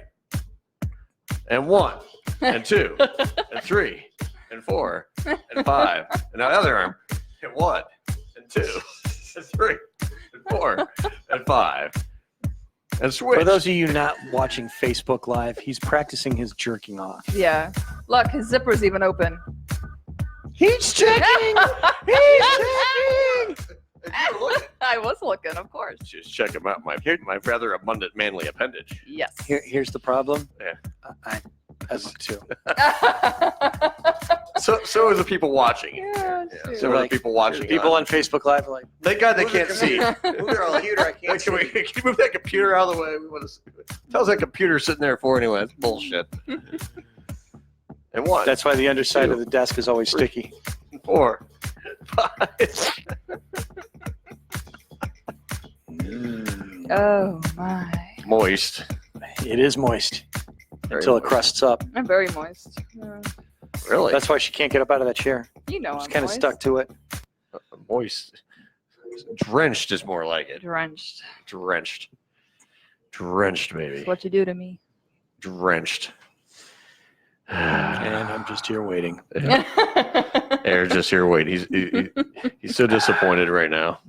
But he is drinking out of his very fine SKO Radio Network merchandise coffee mug that has his own name on it. Aaron the Voice. Aaron the Voice. Right on his coffee mug. And The you Voice. too can get your own SKO Radio Network coffee mug. If you go to our website, skoradio.com, and click on the link to our merchandise store, and there's a plethora of objects on there you can get.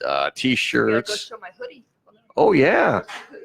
Yeah, we get Lori's going to show her hoodie off on the camera. I love here in a how second. when she gets up to leave the studio, she has to unplug her headphones as opposed to just taking them off her fucking head. Yeah, she's still wearing them. Yeah, she's wearing them outside. She's wearing them out of the outside. studio.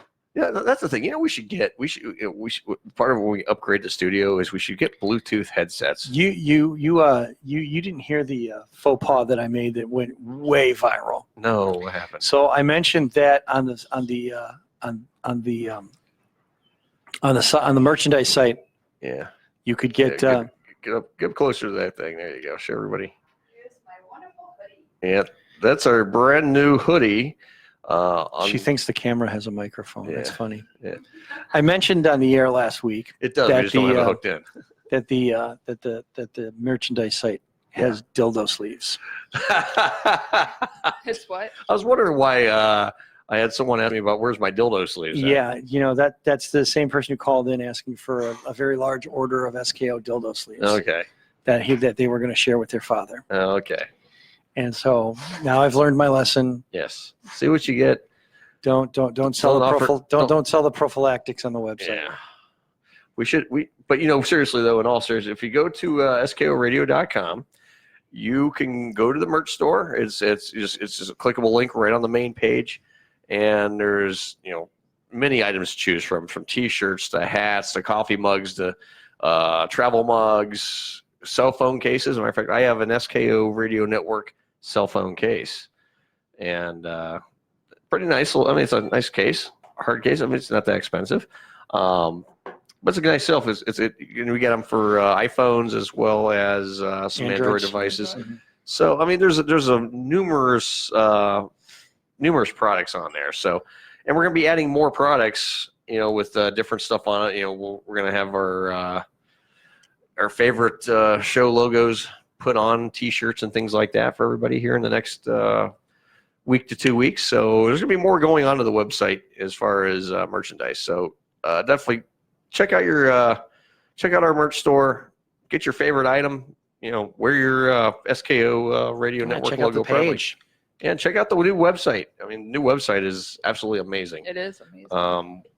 It's what a difference. Really, it's from where we were not that long ago to now. It's a hell of a nice site, and couldn't be more prouder in what these guys have pulled off between what Dylan and Aaron have done with the website. But I want to get back on topic what we were talking about just before the break. We were talking. What were we talking about? I don't even remember. We were talking about the show. Oh, the show. That's the right. new show. The new show. Yeah, we were talking about the new show and changing of the guard. You know, and like I said, thank you for reminding me. The like I said, my creative juices for this program is just kind of. I mean, I could keep doing the same thing week and week and week. It's the same show. Let's just face it. I do the same show every week. Just a different salute. We have a different round table from time to time, which changes the chemistry. We were talking about chemistry. Like, there's times you can sit in here with somebody and you just have no conversation with. Right. Just like, I mean, as good of friends that Dylan and I are on-air chemistry. We used to have great on-air chemistry. Now it's kind of like, there are times I feel that if I have to, I can lead a conversation with anybody. Sure. If I can get them to converse back, if I can get them engaged in what we're talking about, exactly, we've got a good thing. I think last week when I had Dylan and Tony on here, you guys had a great show. I got them to talk. I got them to talk about things. We had a real I got Dylan to open up a topic, which if he only had a brain. So But no, I mean, there's times that we like, and I'm not saying anything bad about Dylan, of course. Dylan's co-owner of this radio station, and Dylan's great on the air. But there's times like lately we've had that kind of, hi Darth. We've had this that we kind of just we're here, we don't have that. Back in the day, not that the day was that long ago, but we did things a little differently. We Dylan and I, we kind of just let it all hang out. We didn't care. Now we're kind of just as business owners and radio station owners, you kind of Dylan and I you had to adult pretty quickly. Yes, we did. Dylan and I used to be the anti-establishment. Right. Okay. So we did everything we could to get noticed and get underneath everyone's skin and make ourselves seen and heard. Now we're the establishment. Who's going to fire us? If we do something bad. Right.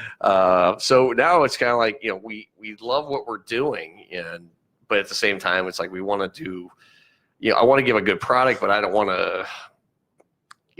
I don't have that cut loose feeling anymore. I mean, I just like to. I'd love to get back to being that cut loose guy on the air, but I just, as the owner of this place, I don't want to, I don't want to do that. I still have a certain image I have to portray as owner of this place. So it's like, I got to have a little sense of seriousness to me, know, but even though this show is not meant to be serious at all. Right. And that's just kind of where I'm at. My mentality is, okay, we need to, that's why I said this show has been going on, like I said, for as long as it has.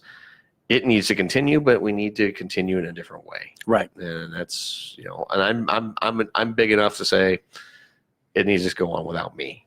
What's the weak link in the show? It's me. I mean, I'm not going to lie. It's me. I do all the production for it. I do a lot of, pre-production for this show. I'd come in here Friday mornings and I do all my pre-production for the Friday night. I still do the same production, but it's just by the time the show gets around, it's like, okay, it's for me, it feels like work. And it's not fun right now, because I'm working to build a brand with this radio station. And, I'm not thinking about just this show anymore. I'm thinking about all the shows. I'm thinking about how can I help all the shows out? What can I do for this show? What can we do for this show? What can we do for that one to get them, how can we get them heard? What can we do to help this show? I mean, I'm not focused on when I worked at the other place, I was only focused on this show. That's it. The show is all that mattered to me. I spent 3 days a week working on the show, and they're like, okay, here's what we're doing this week, guys. Now it's like, okay, now I got to worry about, I got to pay this bill. I got to pay that one. Okay. How can I help this show get their name out more? Okay. Hey, this show's not running the video. Okay. I mean, we've been a part of these conversations. I worry about everything going on every day, here. I mean, I may not be in this building every day, but I always got my finger on the pulse. I know what's going on. Mm-hmm. And, now I'm kind of at that point now. Well, I want to do something where I can just focus on the radio station, and let the talented people we have here do what they do, because we have a lot of talented people here. Right. Tons of talented We people do. here. And speaking of talented people, I do want to acknowledge gentleman who signed off with us on Tuesday, Handy Randy. What a wonderful show he did Tuesday night. I just want to take a minute and say, wow, we wish Randy nothing but the best. Randy's going to be still doing some stuff with us down the road here at SKO. So Randy's not really he's always going to be a part of the station. He's just not going to be a weekly on-air talent anymore. We do have the football games coming up. I think like you, he's taking some time to pull back. Yes. And to focus on other things that are important. Yeah, and that's exactly it. We had that discussion. He's got some other things going on in his life, and nothing but respect for Randy. And absolutely. I told Randy Tuesday when I came down here and talked to him for a little bit. I said, hey, you know what? Anytime you want to come back on the air, you just tell me you're ready to come back, and you got your spot. I mean, the only person I know who can butt dial a Facebook video chat. Yeah, that was great. You were here for that too. Yeah. I'm like, I'm kind of working, Randy, but what do you need? What can I do for you? It's like, oh no, Earl's here. I'm like, why did you call me? And he literally told me, it's like, no, it dialed itself. I'm like, yeah. I was, but no, what a wonderful gentleman he is. And he's got years and years and years of broadcast experience, and fortunate to call him a friend, and, wonderful gentleman, wonderful human being. We're gonna miss having him here on Tuesdays, because he had probably the best numbers of anybody on the air here. Which he flat out did. Not gonna even sugarcoat that. He had the number one show here at SKO. He had a following. He had a big following. One hell of a following, and the plan now. I know there was some. Dylan's actually looking to taking over that Tuesday night spot. Dylan wants to get back into DJing. Because that's what Dylan started when he started doing internet radio. He started out as a DJ. Right. I got him involved doing talk. Now, Dylan will be the first person to tell you. Like we were just talking about the chemistry thing. Dylan and I have great on-air friendship chemistry. We're really good friends, and but at the same time, he's like him telling me, he goes, I'm not a talk radio host. I'm a DJ. Right. He flat out told me, I'm a DJ. I want to play tunes. I want to. That's what he wants to do. And now that he's got time to do that, yep. And he's probably going to be starting that up next month. Right now he's taking care of some business. Right now he does, and he's going to be back here in a couple of weeks, but I think we're going to be starting him up in July. But, he can DJ a program. I'll tell you, he can DJ. He's a hell of a DJ. Sure. As far as his music talent. I mean, he's a great musical talent as far as what he. Yeah, I taught him everything he knows. Taught him how to play a skin flute too, didn't you? No, that's Lori.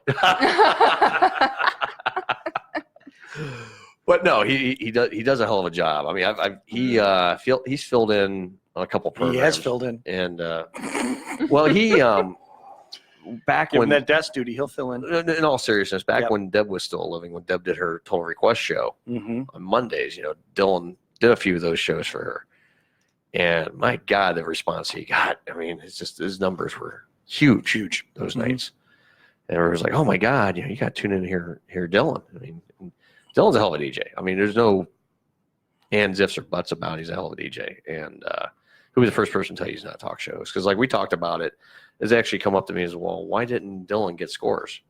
Dylan didn't want scores. Right. Dylan goes, nope, I don't want scores. He said, I want to do music. Okay, do what you want. You co-own the station. You don't have to ask me. If you want to do a show, do a show. So I mean, so he's going to be doing that. Don't know what his start date's going to be, but I know it's going to be Tuesday nights, in place of Handy Randy. Like I say, Handy Randy's going to be back with us come football season, because we got signed. We got set up for a deal to do. We're going to be broadcasting local high school football games. Yeah. On Friday nights, and that's going to be during the time slot that Scores will be on. So Mike was talking about Scores will go to Saturdays those weeks, and then back to Fridays after football season. So that's another great thing. I mean, so that's, we got a lot of great things on the horizon here for SKO. Absolutely. So, and I think it's going to be, we still got to get all the technical details together for broadcast, streaming and everything. I haven't really done a remote stream since we switched automation. Right. So flipping the switch and switching it over is going to be, we got to get that task figured out.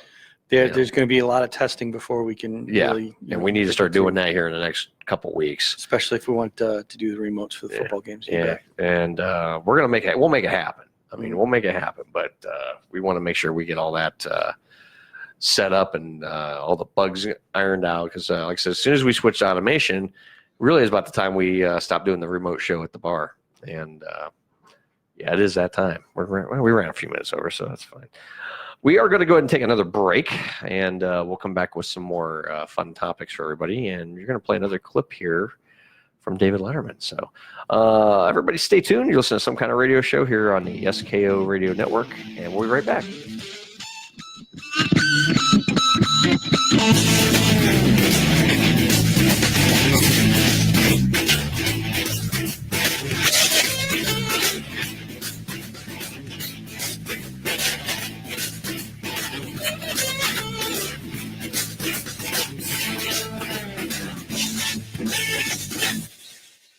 The Zach Meyer Show airs live Monday nights from 8 to 10 p.m. on the SKO Radio Network and Facebook Live. This is a political-free talk show that entertains as well as informs with fun, live, in-studio interviews. You'll meet amazing business owners and learn their unique stories. You'll tune in for Cleveland sports talk, tech talk, and indie wrestling. The Zach Meyer Show is the most fun you'll have on the radio or Facebook Live on a Monday night. You can also follow the show on social media at facebook.com/TZMS and on Twitter at Zach Myers Show. So tune in Mondays from 8 to 10 right here on the SKO Radio Network.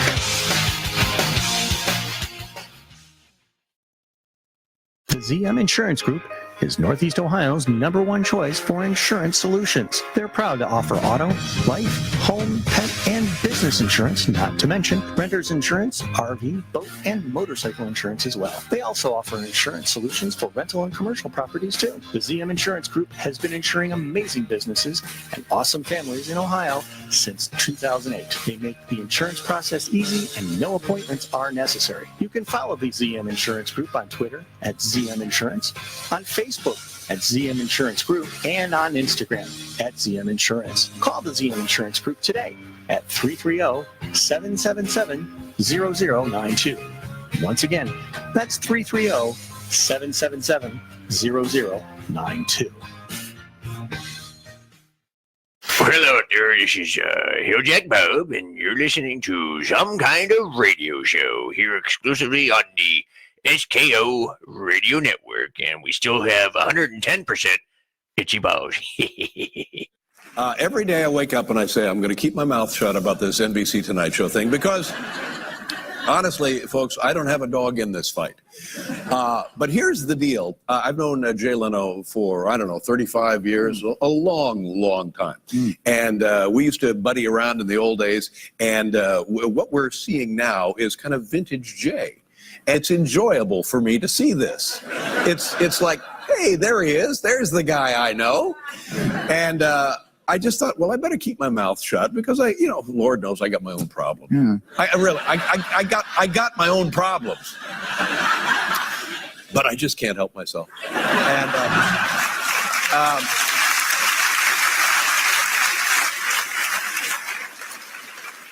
And while it's true I don't specifically have a dog in this fight, I think that in some way I and Paul are responsible for the mess that's taking place over there now. We're responsible. Yes, because of the big stink that we created when we left NBC We left it big. years and years ago. They said, okay, well, that'll never happen again. Right. So, well, that's why Jay says he was going to retire 5 years ago just to avoid that. That's right. They wanted to avoid another transitional brouhaha. If I can invoke a little French. Please do. Anytime. So last night, Jay gave his State of the Network speech. He did. And State of the Network. State of the Network. And I saw State of the Network.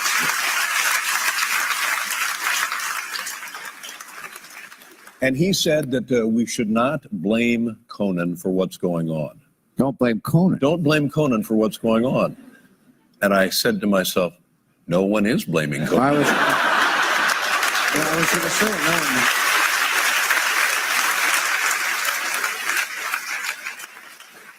And he further elucidated that who we should actually blame are Conan's agents and managers. We should blame them because this is what they do.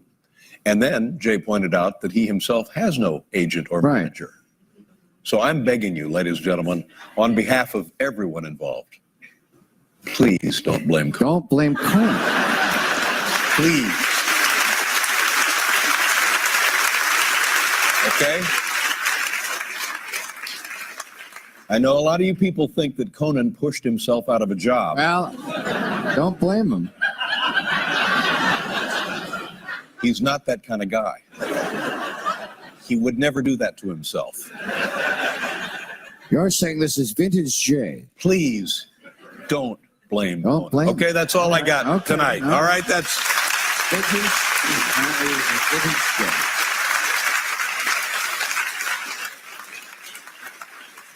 Jay also let us know last night that Conan is a family guy. Apparently, yeah. He said he was a good family man. guy. Good family man. That's right. I hope you're not planning on blaming Conan, are you? Well, I wasn't. I mean, in the thousands and thousands of words that have been printed about this mess, who has blamed Conan? No one. I don't think so. No one has blamed Conan. So when 5 years ago, when NBC said to Jay, you know what, Conan's going to take over your job in 5 years, that's when you say, okay, fine, no hard feelings. You call ABC, you call Fox, you try to get my job, you leave. You don't. Yeah, okay, but I'll be in the lobby. If you need me, don't hang around. Wow.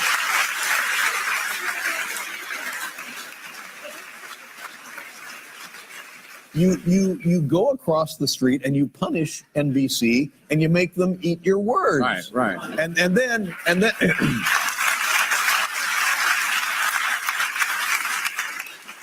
then Conan has a job. Jay has a job. I have a job. What's his name? Lonnie Donegan. What's his name? Yeah. The guy Jimmy Fallon. Jimmy Fallon has a job. No, I think Lonnie Donegan, and he has a job too. Yeah. And Jimmy Kimmel has a job. Yeah. See, that's the way these things are supposed to work. It's just part of evolution. Okay. Darwin. It's an early Darwinian precept. Darwin. You get fired, get another gig. Yeah. Don't hang around waiting for somebody to drop dead. Well, I feel I've gone too far yet again tonight.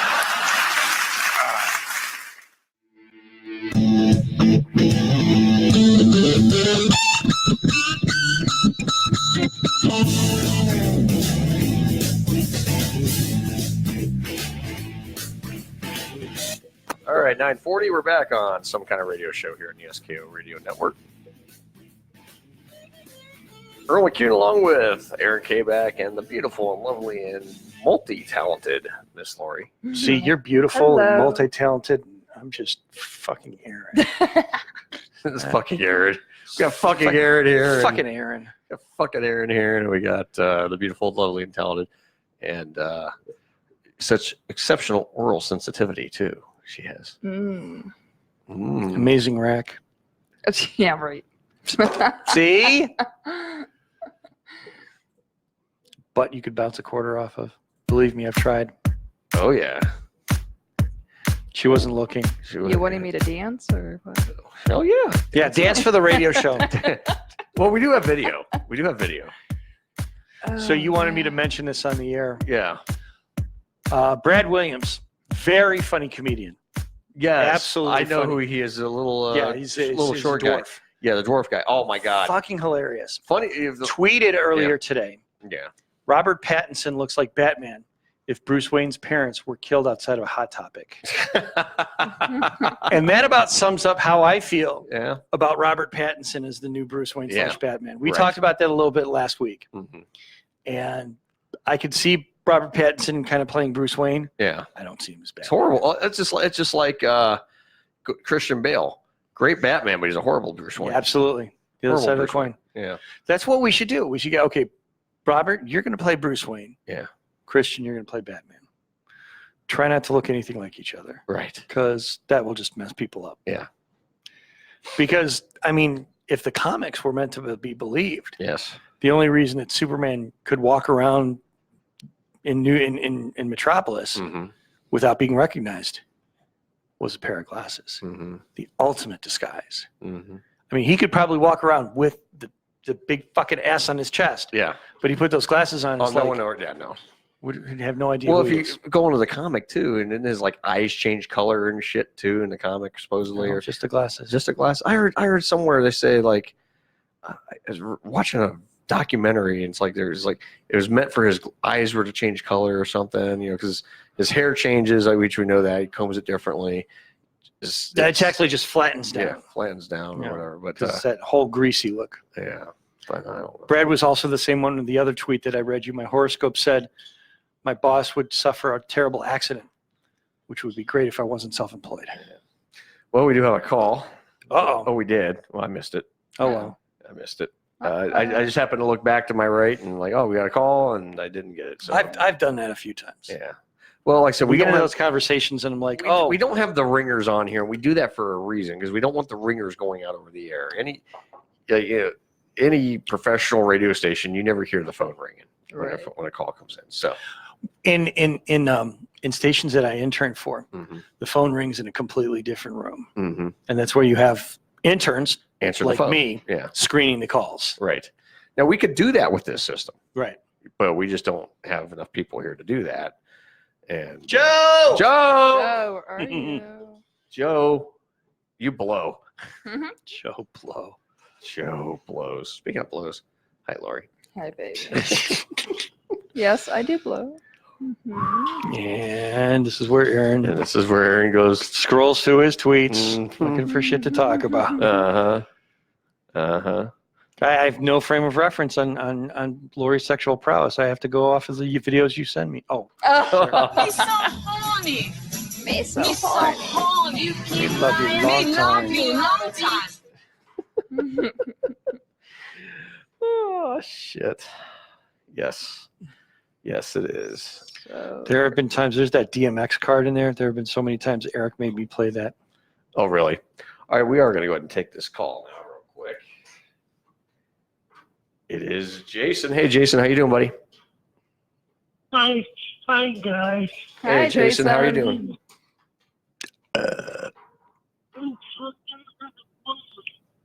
Hi, how you doing? Hello? Yeah, Jason, go ahead, buddy. I'm going to Soap City tomorrow up at Cedar Point. Oh, really? Oh, wow. Cool. Yeah. Hey, did you check out that thing about I sent you I think a week or so ago about that media program that can broadcast Facebook Live, YouTube Live. Yeah, I checked it out. I mean, it's something it's very interesting. Maybe down the road, but it's just not right now. But maybe down the road, yeah, absolutely. It's a great thing. I really liked it. Just, I mean, and supposedly it costs $1,000. That's why I'm going to wait. Well, here's the thing. Yeah. I was told one time, to make money, you gotta spend money. I think. Oh man, I don't spend any money here ever. I mean, I don't spend a dime in this place. You kidding me? Jason, I spend so much money right now. I'm hemorrhaging it. So that's at some point, yeah. I mean, I've spent a lot of money in this place. I mean, there's no question about that. But at some point, yeah, I wouldn't mind spending the money to do that. But right now, I don't see putting out $1,000 right now. When I got you can't tell me the stuff to put in the station, all of that Roku stuff. I mean, that had to cost you some bucks. Yeah. Well, actually, we put money into this place. Like, so we got actually, we have a studio expansion that's actually on our plans right now. That's going to cost us around the same amount of money to do. So we're going to be doing the studio expansion in July, and we're going to go to it. We're going to be changing the studio around. We're going to be adding more microphones into the studio. We're going with a 6 microphone setup so we can have more shows with roundtable discussions on them. We could be discussing in surround sound. Yeah, exactly. Yeah. Talk about coming from behind. How come Randy's leaving? He was real. Oh, Randy's just gonna. He's got some personal things going on. That I can't really get into on the air, but he's still actually going to be on our staff here at SKO. He's just not going to be doing a weekly program. He's got he's got some stuff he needs to be dealing with on a personal level. So it just he's got to focus his time back on family right now. So that's kind of where he's at. Is that what's that show? Him radio shows. They're still on Sundays night. No, that show left. We don't have that gun show anymore. That's been gone now. Which one? Not the sports show? Ham radio. Oh no. Ham radio's gone. He's gone. He's The gone. ham radio guy. Yeah. He's not with us anymore. Oh, why did he leave? I can't discuss that on the air. I can't discuss that on the air. But no, he's not with us anymore. He only lasted a few Sundays, I think. Yeah. He did Saturdays for a year, then he moved to Sundays. But it was just some behind the scenes things, Jason. I can't really get into with it on the air, but yeah, just some behind the scenes stuff. So I just can't really discuss it. But you guys get like I hope you guys get a Sunday evening local talk show because the FM station does. It'd be nice if you had a live show on. yeah, like right. Yeah, we're working on it. We're trying to, just like with anything, we rebrand. Some things change, and so now we're just now you gotta dust yourself off and add more programs back. I mean, that's kind of what we're doing right now. So that's okay. That's okay. I mean, we're still in good shape here. We just need to we're going to pick up some more programs and we're talking to people now. So I mean, it's just a matter of getting everything negotiated, and you know how that goes. You know what? I would love to see open the dialogue with Little John from Channel 8, because if you got him to do even the one night show, the phone he has, you guys would get so many hits on TuneIn or the radio site. Oh, I'm sure he'd want an arm and a leg to be on the air too. So that's. And that's it's all about budget and what we can afford and who we can get. Everyone that's here. Everyone that's here does this on their time. So it's kind of everyone does this shows on their own time. And has Bob really ever have an interest in doing maybe a? I've had many talks with Bob, but he's expressed no interest in being on the radio. I mean, he's told me he's got so many other things on his plate right now. So, but he's told me he wants to come down and see the place one day. I actually saw Bob a couple weeks ago, but he wants to come over and see it at some point. But right now, he's told me he's got zero interest in being on the radio right now. So it's just. I got to say, you guys really came up in the year a lot more than some in their internet stations. You really accomplished a lot more than a year. Oh. Now I've been advertising for several months now. I on know. Local group page. Oh, I know that. So, has you noticed since I've been advertising on the local group pages, has you noticed a spike in the local listeners? Yeah, we've gone up a bit. I mean, I'm not going to say it's a huge, but we've gone up a bit. I mean, the local numbers have gone up.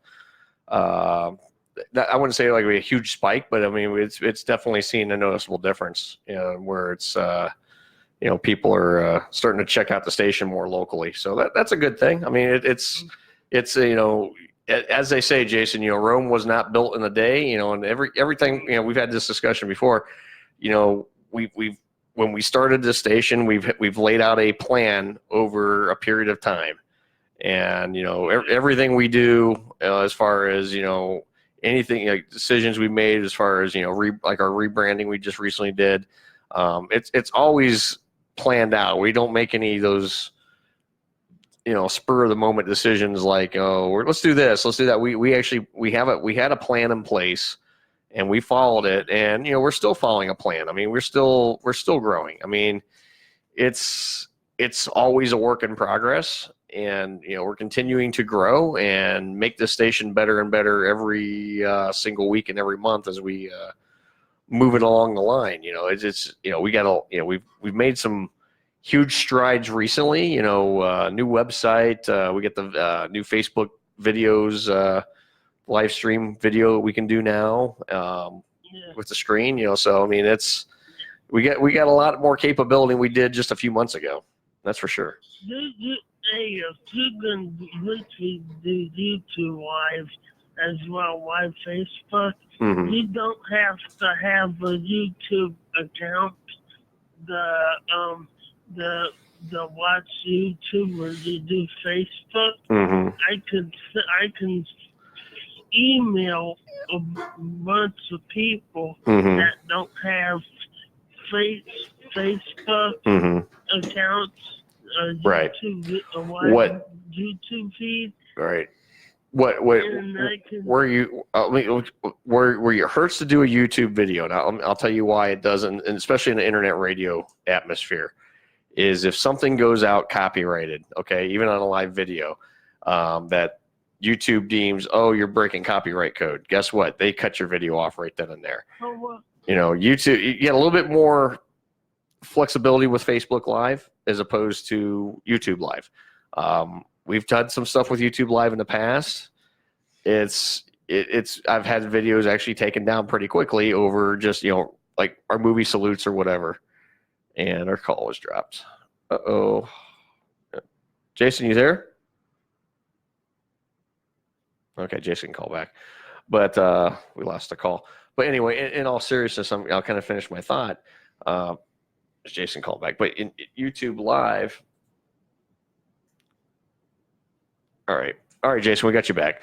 Yeah, what happened? I don't know. It's just the call cut off. I don't know. But anyway, no, we didn't. Yeah, maybe we didn't. It just said call dropped. I mean, that's what it said. So, but no, I'll finish my thought real quick, Jason, and then I'm going to run the break here in a couple minutes. But my thought is, I mean, YouTube Live is fantastic. Don't get me wrong, but like, Jason, hello, I hear you fine, Jason. And there he goes, Jason. Hello. I think he's in a dead zone. He must be in a dead zone because we hear Jason just fine. Yeah, his call cut off again. Anyway, we're gonna go ahead and we're gonna run a break a little early here. Well, there's Jason calling back. We'll take Jason for another minute. Jason, you there? Hello. Yeah. He's in a dead zone. He's in a dead zone. It's not on our end. We got a dead. He must be in a dead zone. Let's go ahead and just take a break now. And so something wrong. Let me refresh the app. Okay. Well, yeah. Things to live radio. Things happen. All right, Jason, if you want to try calling back after the break, we'll call back. We're going to go take a break now, but I'll just finish my thought real quick. YouTube Live is great. The thing is, like I said, the analytic, not the analytics, but the algorithm for YouTube is much more sensitive than the one for Facebook Live. Like, you know, some of the stuff you run here, like, you know, our movie clips, stuff like that, I can deal with it pre-recorded because I can go back later and send a dispute in and say, okay, under Section 107 of the copyright law, you know, fair use. During a live video per se, they just cut your video off and they give you a strike. I mean, so it's good to use it, but if we weren't running any breaks or clips or whatever, yeah, we could do that. But that's the only reason I haven't done a YouTube Live. But we're gonna go ahead and take a break, and we'll be right back on Some Kind of Radio Show. Stay tuned, everybody.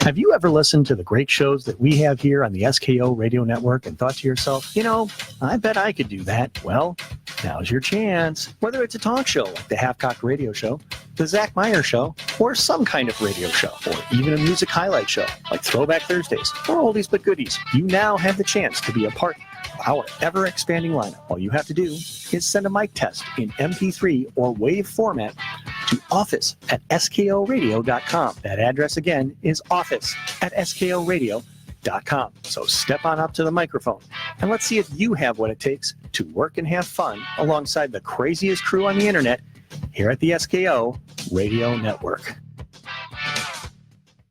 The ZM Insurance Group is Northeast Ohio's #1 choice for insurance solutions. They're proud to offer auto, life, home, pet, and business insurance, not to mention renter's insurance, RV, boat, and motorcycle insurance as well. They also offer insurance solutions for rental and commercial properties too. The ZM Insurance Group has been insuring amazing businesses and awesome families in Ohio since 2008. They make the insurance process easy and no appointments are necessary. You can follow the ZM Insurance Group on Twitter @ZM Insurance, on Facebook at ZM Insurance Group, and on Instagram @ZM Insurance. Call the ZM Insurance Group today at 330-777-0092. Once again, that's 330-777-0092. In a world where men are mad, sheep are scared, and feelings get hurt on a regular basis, one man must rise above them all, and the other man shows up with all the cool tech. Saturdays, 7 to 10 Eastern. They'll go too far. They'll say too much. It's Mike and Aaron back again with the Half-Cocked Radio Show on the SKO Radio Network. Well, hello there, this is Hilljack Bob, and you're listening to Some Kind of Radio Show here exclusively on the SKO Radio Network, and we still have 110% itchy balls. Ladies and gentlemen, we have a lovely program for you tonight. You know, anybody who knows anything about me at all knows one thing and one thing alone. Every summer, just for the fun of it, I take a part-time job. And last summer, it was working the drive-through window at Taco Bell out there in New Jersey. Guess what? We videotaped the whole thing. Here it is. Take a look. Hi, welcome to Taco Bell. What do you want? Hi, can I have a kid's meal with a soft taco? Are you Mexican? No, I'm not. If you're Mexican, the meal's half off. What can I do for you, Kenny? Nacho Supreme. Okay, it'll be about 90 minutes where we have to special order that. For Nacho Supreme? Nacho Supreme's about an hour and a half. Yeah, we actually need a day's notice on that one. Hi, how are you? 2 light soft tacos and a diet soda. What kind of soda do you want? A diet soda? Diet Pepsi? Diet what? Pepsi? No, we don't have Diet Pepsi. All right, how about a Dr. Pepper? A Diet Dr. Pepper? Sure. We don't have Diet Dr. Pepper. Okay, I'll just have any kind of soda. Well, I have to know what kind you want, ma'am, so I can tell you we're out of it. Hi, welcome to Taco Bell. What do you want? Is there a manager back there? This is the manager. My name's Dave. I'm the manager. What can I do for you? I'm just listening to you talk to the people, and you're being a little rude. What'd you say? you're being a little rude to some of these customers. My parents are both rude, and I guess I get it from them. Are you the manager of this store? Ma'am, you're talking to Dave, manager of the Taco Bell. What would you like to eat today, ma'am? I'd like 2, 3 cheese melt. Okay, wait a minute. I'm not exactly a computer. Slow down. Let's try it again. Take it from the beginning. What is it you would like for lunch? 3 cheese melt. 2, 3 cheese. No. I love the Taco Bell. How are you? Okay, how are you? I'm okay. I had kind of a bad weekend. Oh, okay. I was mowing my lawn. I got a riding mower a couple of weeks ago, and the damn thing rolled over my foot, and I lost 3 toes.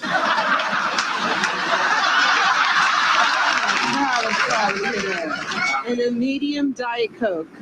Medium relative to what? Halfway between the small and the large. Okay, check. We got it. We can do that. Right. I got that. We can make that happen. Okay. Yeah, I'll get you one of those. Can you do me a favor? It's my lunch break, and I haven't had a chance to get anything to eat. Can I ask you to get me a little something to eat? No. All right, here's how this will work. You order for me a burrito supreme, okay? For you? Yes.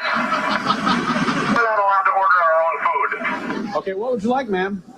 I told you the 3 cheese beef melt. Anything else? And your stupid thing, whatever you want, but I'm not paying. No, if you listen to this. I'll pay for it, but you have to order it. All right, it's a burrito supreme with no meat. Okay, try it again.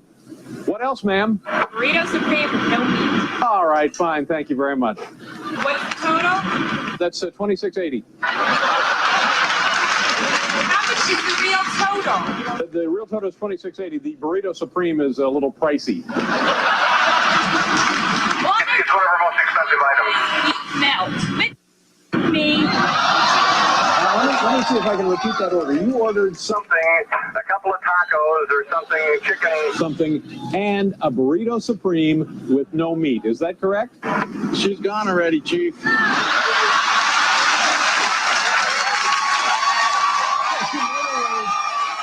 gone already, Chief. Ladies and gentlemen, let's hear it again. Come on out, Kenny. She's gone already, Chief.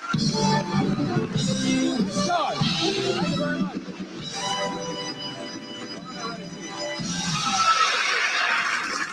3 light chicken soft tacos. How about a burrito? No, thanks. But a big burrito. No, thanks. Yeah, how about the biggest damn burrito you ever laid eyes on in your life? You know this? How about a burrito so damn big we gotta strap it to the roof of your car? How about that, sir? Would you like that? I'm going to have to ask you to speak up. I can hardly hear you. I want 2 tacos, supreme, soft, and 1 original. Okay, the taco supremes, we only have them in the hard. All right, I'll take 2 hard ones, and also a 99-cent 3 cheese melt. Hi, what's your name? Jennifer, Jennifer, what can I do for you? I need 4 soft taco supremes and a beef and cheese burrito. Jennifer, I've customized the taco for you. Oh, you have? Yes, I have. I think you'll be very impressed when you see it. I enjoy that. Thank you very much. 4 taco supremes and 1 nacho supreme. Can you order a little more food? What? But I am 1 taco supreme away from being employee of the month. Hello. Can I have a Choco Taco? Hey, how'd you like to come in and stick your head under the Pepsi machine? All right. Just get in there, make it easy on yourself. Yeah, holding the glasses. Don't play around. Just get in there, get your beverage, and get the hell out. There we go. Yeah. I'm not going to pay for 8 and 2 tacos. Yeah, but I'm going to put you down for 8. You understand what I'm saying? So the paperwork will look like you ordered 8. All right, no problem. And I'm going to have to charge you for the whole thing. And then, if you give me your address, I can reimburse you. Not that, buddy. I ain't doing that. I'll just send you like a check in a month. Dude, man, I don't have any more money. What do you want me to do? Listen to me. I'm going to give you the money back, all right? Look, forget it then. You come in. You take you over, and when you come to the window, like you don't know me, okay? How you doing? We don't know each other, right? We don't know each other. Yeah, we'll take care of your order. Small Pepsi. All right, no, slow down, ma'am. I am very, very tired. I am just getting over the worst case of stomach flu I've ever had in my life. You sound familiar. I'm the manager, Kenny. No, you're not. Yes, I am. No, you're not. Yes, I am. We'll get your food. You'll be on your way. Are you Howard Stern?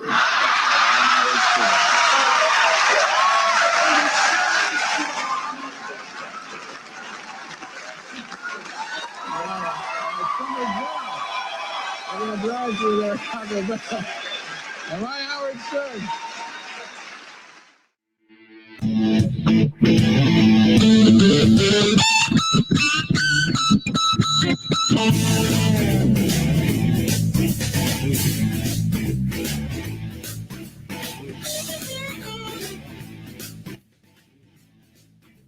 Yeah, unmuting the mics helps. Yeah. There you go. Are you Howard Stern? Or are you Howard Stern? That's funny. I'm getting over the worst case of stomach flu. I'm getting over the worst case of stomach flu ever. That would explain the smells we're getting in the studio. Oh, no, my stomach feels just fine. Yeah, it does now. I actually farted so bad, Lori is like disgusted with me. She's like, she's left the zip code. She's left the entire, she's left the area. Welcome back to Lori list. Yeah. Welcome back to Some Kind of Radio Show here on the SKO Radio Network. I'm Earl McCune, your host, along with Aaron Kaback. And Lori is, she's not in the room. She fled. She fled. You know what we got to do, though? Seriously, when we do the studio upgrade, I was thinking we get like more chairs like this, you know. The big ones? Yeah. Yeah. We put them in here, you know. There you go. Nope, still smells in here. Okay, Lori says that she can smell your farts in there. Well, I can smell her BO in here. So, that's probably why my freaking stomach's sick. Frankly, you're smelling my farts and her BO. Yes. We stink. I'm consuming them, and I don't like that. What you should do is you should take a little Vicks Vapor Rub. Just rub it right underneath your nostrils. That's all you'll smell all day. I'm going to have to do that next time. Yeah. I mean, it's peach blossoms. It's like. Fuck that. You should get him some Massengill when he's sleeping. Clean his ass out. Just douche his ass. Assengill? Assengill, exactly. Need something. So that way you have nothing to complain about. He will have the cleanest ass in the house. Until he eats again. Fine. I'm just never allowed to eat again. Nope. I have to lose weight anyway. And keep in mind, you've just told him he's never allowed to eat again. Yeah. No. Food, that is. Oh. Not liquid. So no fur burgers? No. Can't have a side of thighs? No. Wow. I can't even do that. You've been cut off. I'm cut off. Oh well. That's why I got a hand. Oh well. Oh well. I got a Not hand. what you usually say. I got a hand. Mm-hmm. You know, he knows where to find Pornhub. Yep. Oh, believe me. I was telling John this afternoon when he was helping me out with the website. Yeah. I said, I've had a mind to put one of the buttons that we have on the website to just link it to like Pornhub and I'll tell you. He knows all the porn ones. I don't know all the porn ones. Bull crap. I know one or two. Not all of them. You know a lot. Yeah, but okay, the internet is literally like 75% porn. It's physically impossible to know all the porn ones. Okay, about 50% of them then. Unless you're Tony. Yeah. Yeah. Tony knows all the porn. He likes the midgets. Tony likes the midget porn. Tony likes the midget porn. He also likes the I don't want to know what kind of porn he likes. He also likes his own because he started his own. He made it his own and then told everybody about it because we needed to know. And it's on the internet, I'm told. Thank God I've never run across it. I am never looking. If I ever run across that porn, I might throw up right then and there. You will never have to watch porn in your life anymore. I know. I don't need to. You don't have to worry about it. Well, I'm just saying if I ever had to. You would an involuntary vow of celibacy. Right then and there. Just we're done. That's it. Mm-hmm. What was that line from Waiting? Forever flaccid. Line from the movie Waiting. It's official. My penis is just for show. I'd be eternally flaccid. It would never get up again. Mine would crawl back in. I would grow a vagina at that point because mine would just crawl back in. Said, if you want to piss, you're just going to have to piss out your ass at this point. It would be it'd just be a vag with two sets of with balls, and they'd probably fall off too. Yeah, they would crawl back in too. They'd crawl back in. They'd crawl in first and tell the dick, hey, come with us. It's safer in here. You know, not that I'm ripping on Tony. I used to laugh when we were on the old program at the old place when about 3 years ago. Tony's around 42 at that point, and Tony's line on the radio would be, "I'm 42, but I look 24." And then we'd all go, "No." He didn't even look 24 when he was 24. I've seen the pictures. Yeah. Nice try. Yeah. That's what porn does to you. And you know because. You know because why? I don't watch porn. No, but you like you just said as a frame of reference. Yeah. That's what porn does to you. Porn I does. would like to know that's what he your watches frame all of- the time. I would like to know your It's gotta frame be of what it reference. is. Have you seen any other evidence of that? You know, I mean, just was wondering. Have you seen No. other We'd like to evidence? know. We'd like to know what your control group was. Did you have a control group? Do you No. have any reference in this? No. No, none. None. So she's just making a blanket. So you're making shit up. Statement. So you're just making shit Right. up and just passing it off as I know what the fuck I'm talking about. Okay. I know what porn does to you. I have tits and a pussy. I know what I'm talking about. So that's all there is to it. Glad you said tits and a pussy because I got tits and I don't know what I'm talking Yeah. about. I said that's why I just make sure I emphasize tits and a pussy. Well, we now know what you're having for breakfast. Oh God. Nothing. Leftovers. Oh, well. Okay. I don't know. There you go. Might be salty. I'm not salty. No, You're salty. okay, leftovers. Your leftovers. I still want to be salty. Oh, Jesus. It'd be salty after, you know. No. Yeah. Are women really salty afterwards? No. I'm confused. Oh, wow. Okay. Go ahead. I'm going to sit here and play your games on my phone while you yeah. explain this to her. Okay, let me explain this to you. Leftovers. okay? Remember, Okay. you've only got about like 17 Okay. minutes. Okay. So you got two people fucking. Okay. I mean, Right. you got dick and the pussy. Okay, and they're going at it. Okay. Right. In and Is out. this how you First- had the birds and the bees talking? Exactly. Okay. I just Probably. want to make sure. Okay. So you're going at it. You're sticking your dick in, and you're going to town. Yeah. You're going to town. Now, either you have a couple options. You can pull out and come all over her tits. Right. It's like the old people like for 55 years, or you just keep going and finish inside. Mm-hmm. Okay. When you come inside, it leaves that stuff behind. Okay, which is called semen. Right. Okay, and that's salty. Semen stains. Consider yourself. Yeah. discharged. So it stays up in the pussy. So then Aaron said, okay, I could be eating leftovers. You know, I said that'd be salty. So I mean, Oh. you know, if I was go down there and eat after I, you know, yeah, I don't want I to. Yeah, get it'd be it. salty. Yeah. I get If I explained snowballing to her, her head would explode. I almost want to just to see what would happen. Just to see what happened. I have neither the patience Lori- nor Lori's- I have neither the patience nor the crayons for that object. Lori's looking at me like, what the fuck? You totally disgusted with me, aren't you? No, I just like totally embarrassed myself on the radio. That's all. How'd 'Cause you I embarrass didn't- yourself? I didn't understand what you guys were talking. I came in like midway. You came in midway. You were sitting there the whole time. I'll say I came in midway, so don't Yeah, look stupid. I came in midway. With the video- Isn't but that what the- happens all the time? You kind of come in midway, let him finish. Multiple times. Multiple times. There you go. Yeah. Yeah. That was meant to be a joke, and you took it all the way. literally. I just continued. I was in serious mode there. I was giving a serious discussion about how sex This works. was not a serious discussion. This was a birds and the bees talk. It was. I had to give Lori the birds. I guess and the bees I was confused because we never usually do that in the morning. No, we don't. I'm always clean. So Yeah, I don't I ever know. have to worry about that. Yeah, I know. Well, That's yeah. why I was confused. I'm like, no, No, I was talking. Never mind. It was that wasn't me, but the How other did the people, morning get yeah. involved in this conversation? that wasn't you. Oh, the other people. Yeah. The other people in my life. So she's not the only one you're getting leftovers from. No. No, there is no other people. Better not be. No. Beefy. I don't know. I mean, there are offers. I'm just joking. I'm gonna kill him. Who's going to, what? I'm gonna kill him. It's a her. She's gonna kill your offers. You're going to kill the offers? Mm-hmm. Oh, good. Maybe they won't bother me no more. Uh-oh. What is that? The laptop. That was the laptop. It sings a happy song. The laptop singing a happy song. What the fucking hell? That's not Facebook.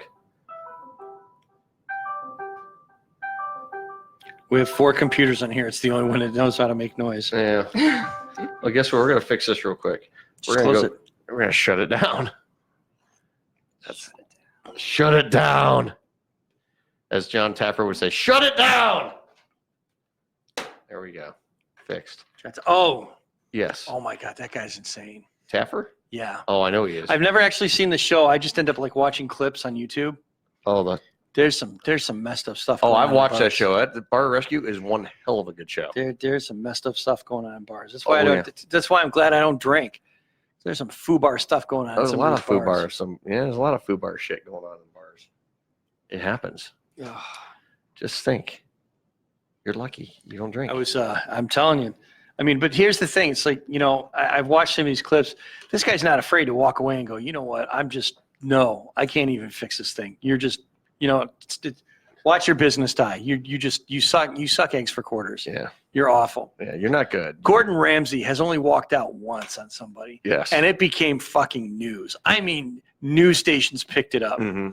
And that show was probably his most watched show ever, especially online. Because people are like, oh, I need to see the time Gordon Ramsay walked out on somebody. Because he will stay there and just berate you because it's funny. Right. Well, then there's, it's just, I can just imagine him coming in and going and saying something like this. Hey, keep yourself down now. You're not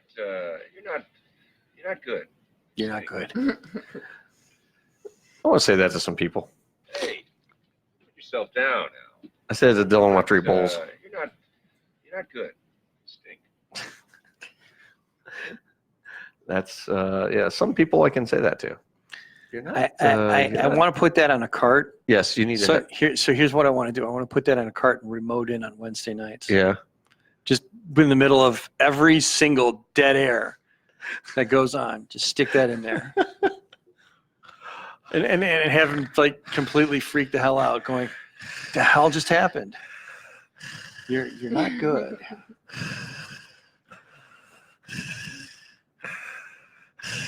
Okay. I sorry. I'm just picking on everybody tonight. I'm picking on Tony. I picked on Dylan. Picked on Mike. Picked on Mike. Picked on myself. See, that's why I actually come into the show. Yeah. You have a tendency to not pick on people when they're here, which is good because while I'm here, I don't get picked on. Yeah. See, I haven't picked on you at all. Exactly, because I'm here. Even when you're not here, I haven't picked on you. I got no reason to. I got nothing to pick on you for. Well, actually, I take that back. We've picked on her most of the night. Yes, we have picked on her. So I'm gonna retract that statement. I'm gonna cry. She's gonna come over here and cut my dick off. You brought the tweezers? No. No. Oh, well, hang on a second. I like it too much. I couldn't cut it off. Yeah, those fingernails might work. Or they could, yeah. She's sitting here going, why is he touching me? Why is he touching me? Why is he touching me? Make him stop touching me. He's touching me. Why are you touching me? Stop touching me. There's a lot of touching going on. You got to be touched. I feel so touched right now. I don't want feel very touched. anybody else. Tonight you will. When I think about you, I touch little boys. Wait, that's Tony's son. No, you're confused. No, that was Ben. Oh, Ben, where is Ben? Orange chicken. Orange chicken. We're going back to Blast of the Past, some kind of radio show with we Ben, who Ben had his own show. Do you remember the name of that show? Ben and Friends. Ben and Friends. Oh. That was probably and his friends. That was probably the most original name we had here on the SKO radio network. Ben and Friends. You got an evil text from whom? No one. Oh. No, Jason just said he'd call next week. No. Oh, God, no. Yeah, Ben. Yeah, Ben and his friend. We say Dylan and I used to pick on Ben and go, Ben and his friend. Ben has friends.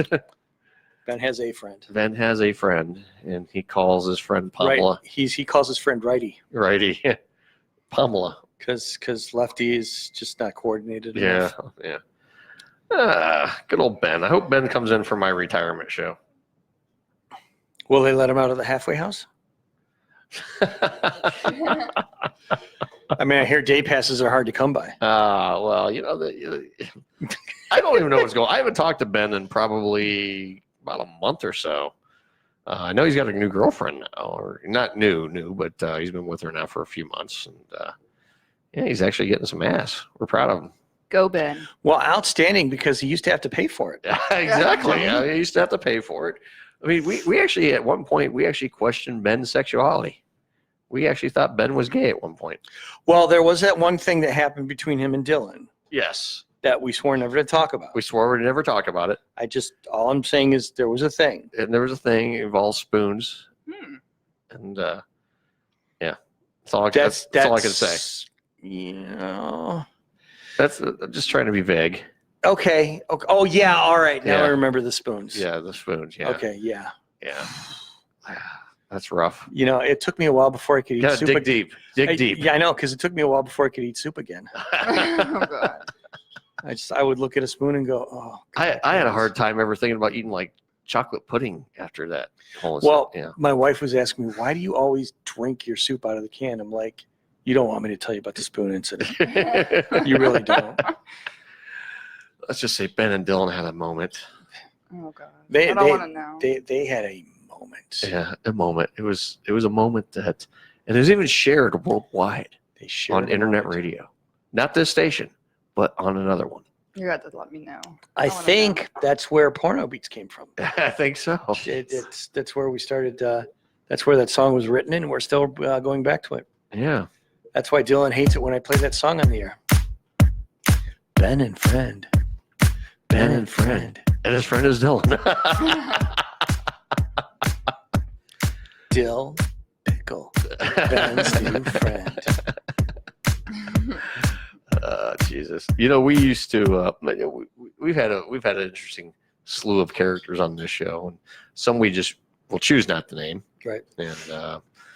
And others we don't mind talking about because we're still I think Ben, like going back to Ben, I think Ben's planning on being here for the final edition of some kind of radio show. Well, okay, I will say this, and I'm going to say this out loud, and I'll preface this by saying I've always been grateful for the autonomy that you've given me. Mm-hmm. You said, you know what, I made you a manager for a reason. Yeah. You've got a decent enough head on your shoulders. Just do what you want to do, and that's fine.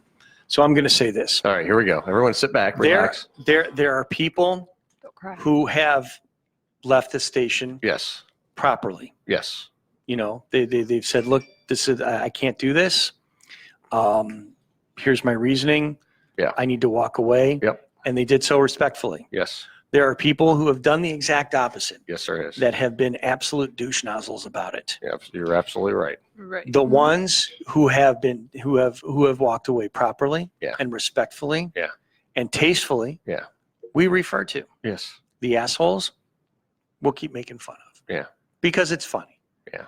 We've moved on. Yeah. We're going to continue to thrive. They are not. Yeah. We look at the success that they're not having because they were assholes. Mm-hmm.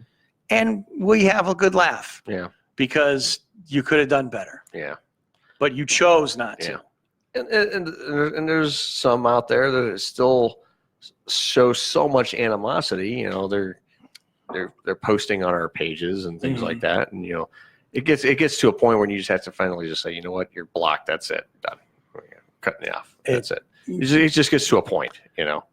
It stifles me that there is a widespread lack of maturity amongst seeming adults. Yes. That I'm gonna stick out my tongue. Yeah. And act like a 7-year-old. Mm-hmm. Oh fuck, I've got that at home. Yeah. And she actually has more maturity than you. Right. So and bring it on. It's sad. It's sad. It's like, here's the thing.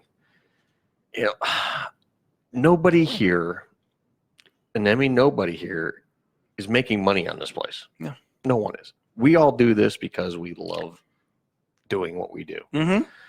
Now, there's a hope down the road that we can start bringing enough revenue to make some money on this. You are going to get to work on that, Lori. Okay. Okay. Did you pick a corner yet? What? She's like, what? She was fishing for a comeback. She had I'm one. a She was good like, girl. I don't do that crap. "Oh, I beg to differ." Hey, I've seen the videos. what videos? I'm innocent until proven guilty. I cannot facepalm loud enough. I mean, if I did, I would probably concuss myself. Yeah. But anyway, back to serious side. You know, we do this because we love it. We do this because we love it. Mm-hmm. Everybody here, you know, we run this like a club. Mm-hmm. And, you know, I'm just being honest and open here. Everyone here that's an on-air host pays a fee to be on the air. Okay. We call and it that's standard throughout the internet radio industry. It's standard internet radio practice, pretty much. I mean, that's how you know, most internet radio stations make any revenue is selling airtime. Right. And that's the easiest way for us to, you know, get revenue. Now we sell advertising. You know, we have one ad right now running. We got a couple more coming, and we hope to have even more coming. In fact, we'll talk about a little bit of that after break here in a couple minutes with the 72-hour planned the stunt. Call it the stunt, and we call it the stunt, but we're actually doing this for a good cause. And we'll talk about advertising. I think we came up with the name The Stunt, not so much because initially somebody asked me, it's like, why are you calling it The Stunt? Yeah. And I said, to be honest, if we actually do pull it off, it's a stunt. It's a hell of a stunt. It's a hell of a stunt. Yeah. It really is. Because being awake 72 hours and talking and doing a talk show coherently for 72 hours continuously is a feat. I mean, it's hard enough tonight, 3 of us talking for 4 hours. Right. And then we got to do that for 72. Right. I mean, what's great, I'm sure we'll have plenty of guests coming in during this thing to talk to, interview, and I'm sure we're going to have plenty of topics to talk about. I mean, this show is being worked on now. I mean, we are working on this show now as a 72-hour long entertainment extravaganza. Yeah. You know, we're going to be doing a lot of things. I'd like to try to maybe get some live musical talent in here too. And, you know, we hook into the board and let them play, you know, I mean, I think it'd be great too, you know? So we're looking at different opportunity. I mean, we're going to run this, think of this as like a radio telethon. Right. That's what we're doing. And we're doing it for charity. We're doing this for a very, very worthy cause, kids crushing cancer. And yeah, the way you said that, it reminded me back in the 70s when Jerry Lewis would do his telethon for muscular dystrophy. The MDA telethon. Yeah. Yep. And see if we get people to stand out in the corner with their boots. Mm-hmm. That would be cool. Yeah. So we're gonna do a lot of fun things. You know, we're gonna make it entertaining. It's gonna be a hell of a show. And you know, and the way we are trying to generate revenue, one of the main ways is we're approaching businesses and saying, look, you donate so much money, we'll give you an ad. Mm-hmm. You know, and we're actually breaking it down to a point where it's like, hey, this is pennies on the hour. Yeah, okay? literally. And you're betting on whether or not we're going to last 72 hours. Yeah. Or 17 hours. Right. And you know how much you want to. How much you want. And basically, we're having everyone pledge per hour. That's kind of how it works. How much you want to pledge per hour to see if we're going to make it, and how long can we make it for? I mean, and we got all 4 of us are going to do our damnedest to remain awake for 72 hours. And I'm going to get a coffee maker in here. Like I said, I'm going to hit the local warehouse club. Get a bunch of coffee pods. Yeah, probably should have a bunch of energy drinks on hand because you know, for that kind of stuff too. But we'll talk more about the stunt when we come back from break. We will, because let's go take a break. Definitely want to take a break. We're going to take a break because I found a beer that I think you might want to review for your next beer review. Oh, okay, sounds good. All right, we're going to take a break here. Listen to some kind of radio show here on the SKO Radio Network. We'll be right back.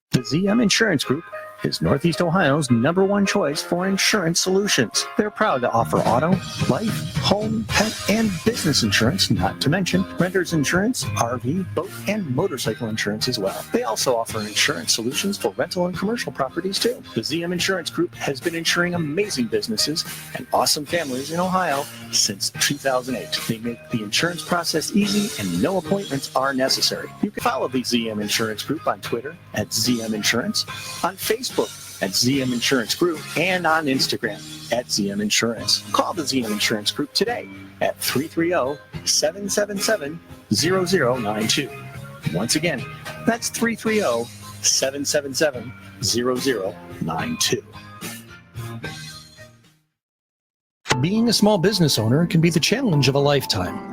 To worry about every little aspect of growing your business is no easy task. Paramount to these is reaching and growing your customer base. That's where we here at the SKO Radio Network can help.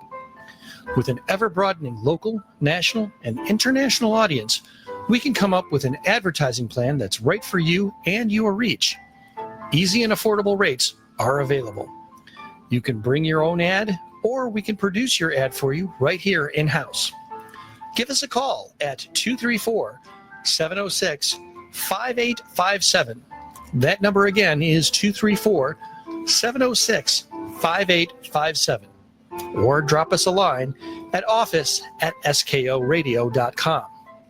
SKO Radio Advertising. The only thing easier is listening. Hello there, this is Hilljack Bob, and you're listening to Some Kind of Radio Show here exclusively on the SKO Radio Network, and we still have 110% itchy balls. And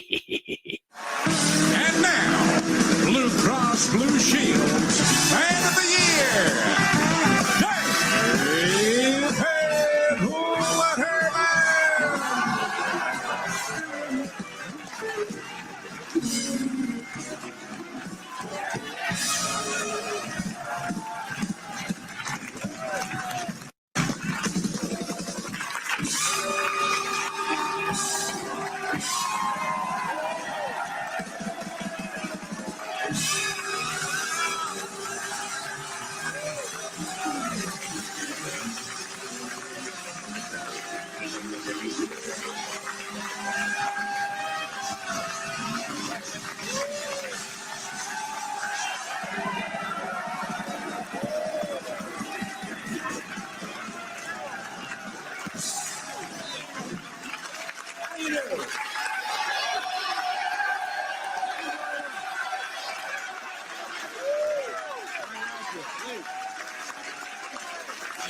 Have a seat.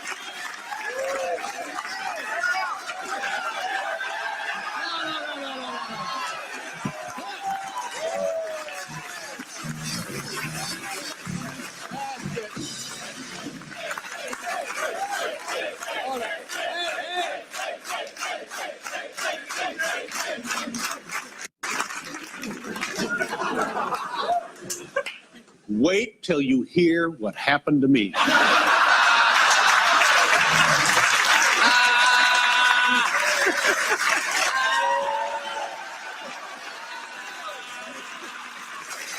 You are not going to believe this.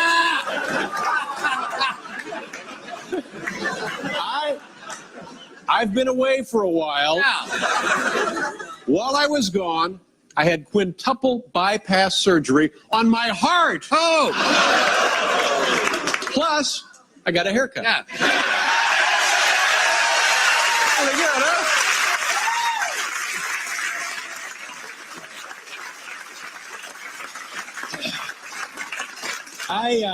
Ladies and gentlemen, after what I have been through, I am just happy to be wearing clothing that opens in the front.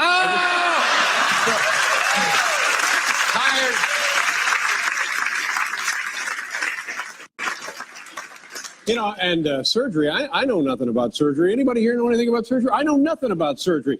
So I get into the operating room. It's crowded. Did you know that? It's crowded.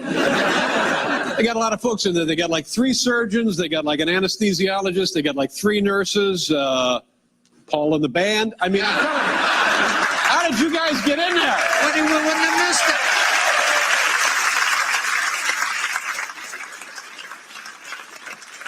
I won't lie to you. When you find out you're going to have the quintuple, quintuple bypass surgery. You know, guys come up to me and they say, you know, Dave, I had the same surgery. And I said, really, how many bypasses? 2. I laugh at them. 2, you're not trying. Pick it up a little. 5. 2. Come on.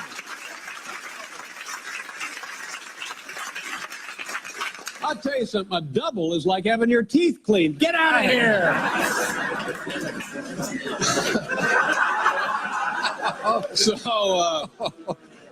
So anyway, when you find out you're going to have the bypass surgery, honest to God, my career flashed before my eyes. And I'll tell you something, it was mostly awkward silences. It really was.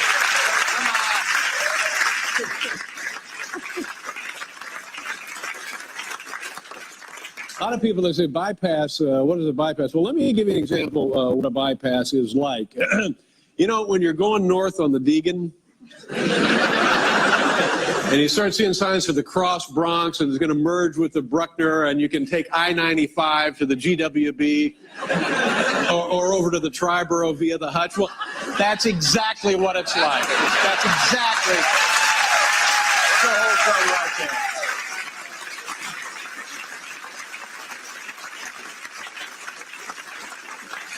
I also want to clear up one thing. Bypass surgery, it's when doctors surgically create new blood flow to your heart. Bypass surgery. A bypass is what happened to me when I didn't get the Tonight Show.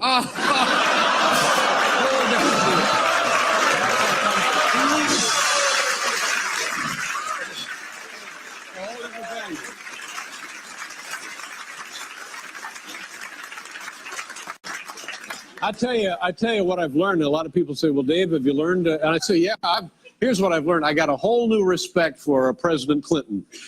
Whole new respect for President Clinton. You know, for years and years, I made fun of the guy. I now have the utmost, ultimate respect for this guy. I spent a half an hour with Hillary.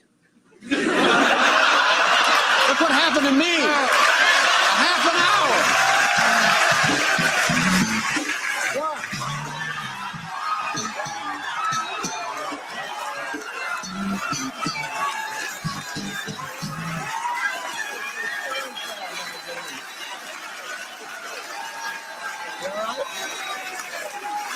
Jerry Seinfeld. What? What's the matter with you? What are you doing here? What's going on? What's wrong? What are you doing here? I'm doing a show. I'm doing a TV show here. I thought you were dead. I'm on CBS. I ain't dead. I had quintuple bypass surgery. I'm fine, plus a haircut. Why don't you go on home to your wife?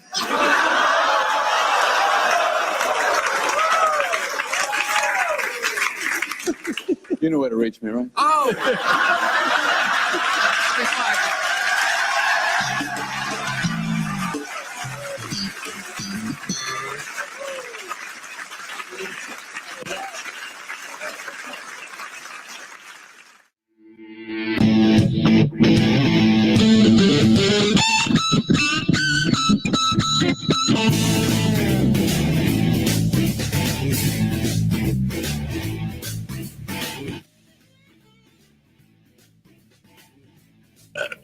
Whoa. Yeah, we're back. He's back.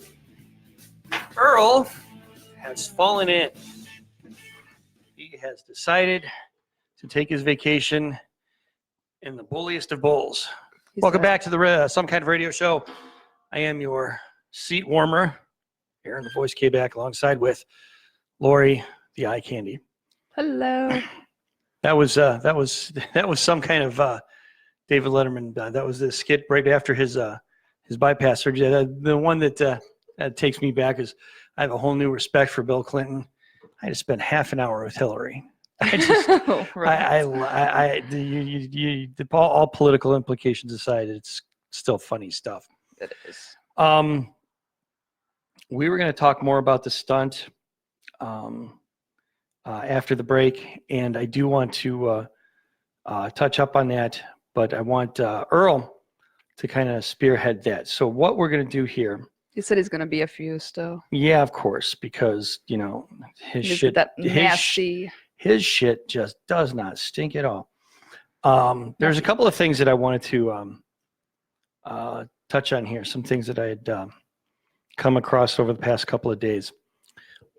Scottie Pippen, formerly of the Chicago Bulls, has filed a lawsuit claiming damages to his lavish multi-million-dollar home in suburban Chicago. And he has added a 5-year-old little girl to that lawsuit.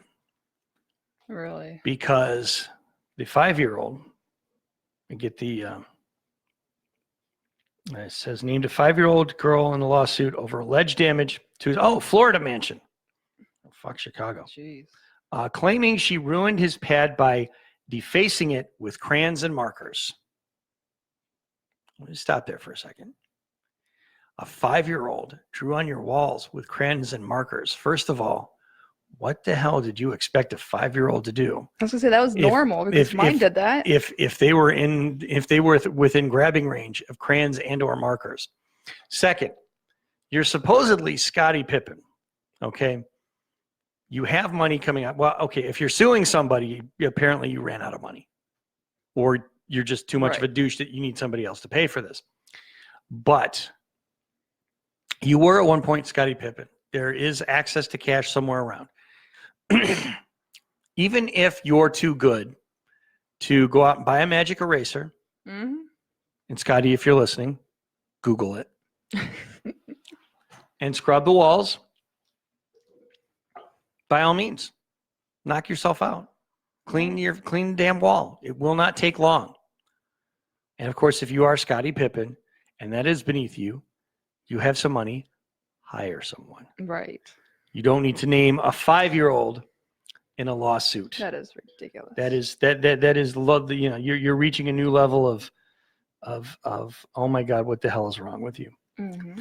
Another thing that came across earlier this week. Now, the headline reads, "Sign warning drivers about child with autism vandalized over controversial wording." Now, I'm not going to go over the entire story, but I'll go over the meat and potatoes. There was a family who lives in Garden City, Michigan. They have a 6-year-old autistic boy who is a runner. Now, my daughter's a runner. Mm-hmm. I mean, she gets high stressed. She will bail. But apparently he will open up the front door and bolt out into the street. Oh. Okay. And knowing from experience, sometimes locks are not even, you could buy really good locks. You have to get the door bar right that they can't physically open because it's just they don't have the upper body strength. Mm-hmm. So there was this charity that had heard about this and bought them a street sign, a legitimate, DOT mandated street sign. Looks just like any other warning sign, a big yellow diamond. I think I saw that. Yeah. That says autistic child in area. Mm-hmm. Awesome. Great. That is awesome. Now, here's the problem. Here's why this is a story. Somebody took masking tape, yellow masking tape, and taped over the sign where it says autistic child and says, and wrote on there, child with autism in area. Okay. Now, I will say this. Wow. The debate between identity first, diagnosis first, that's going to go on for as long as liberals and conservatives are going to hate each other.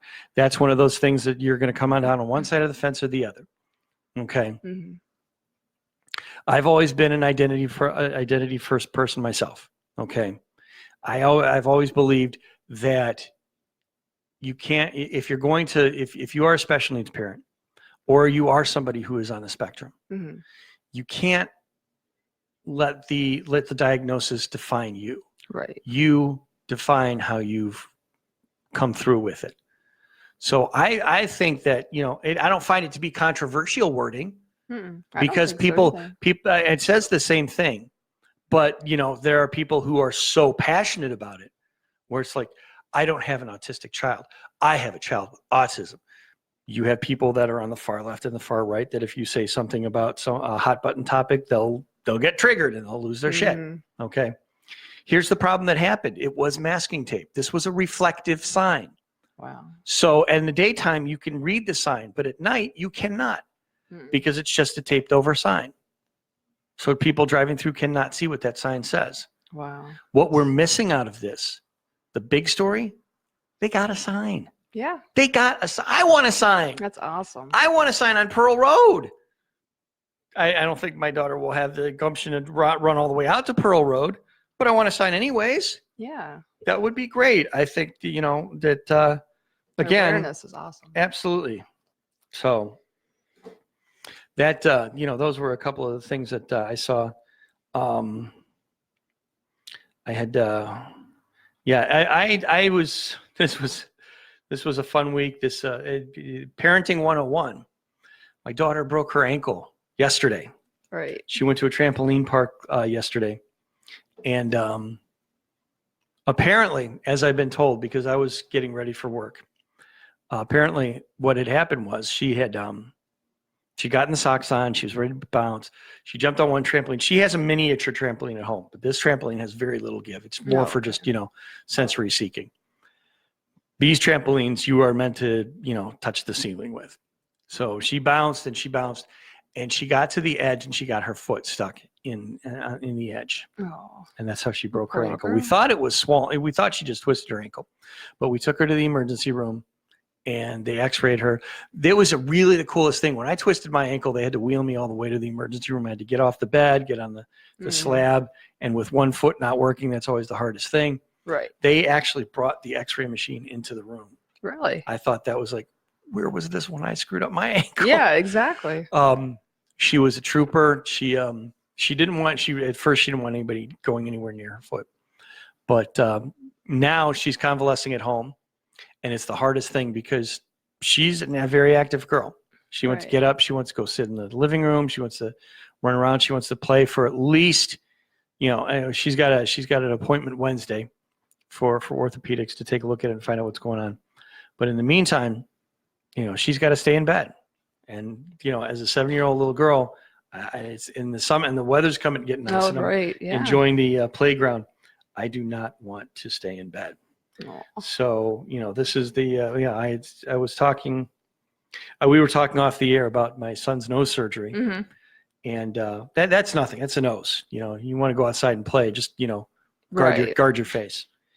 She can't walk. So that's something else. Big hurdle to come. I am going to take the opportunity while Earl is dishing his butt out to revive an old segment that we had on the old show, dad jokes from your favorite dad. Oh, cool. This was something that I was reading on Half Cocked, and I want to keep it fresh because dad jokes make everybody groan. Mm-hmm. So I accidentally glued myself to my autobiography, but no one believes me. That's my story, and I'm sticking to it. A guy came into the doctor's with a steering wheel down his pants. Doctor said, "What's this?" The guy said, "I don't know, but it's driving me nuts." Went to the doctor and he told me, I had lettuce sticking out of my ass. And I said that was just the tip of the iceberg. Oh my gosh. Some of these I read for the very first time. So. Oh, okay. There he is. If I was a superhero, I'd be known as Typo Man. I right all the wrongs. Earl has returned from his shitting expedition. Hey, your belly's a lot smaller. It is. Your pants fit better now. Wow. My wife left me because of my obsession with astrology. You feel better? I guess I should have seen the signs. Not to spell the word part backwards. Do not spell the word part backwards. Okay. It's a trap. Rest in peace, Boiling Water. You will be missed.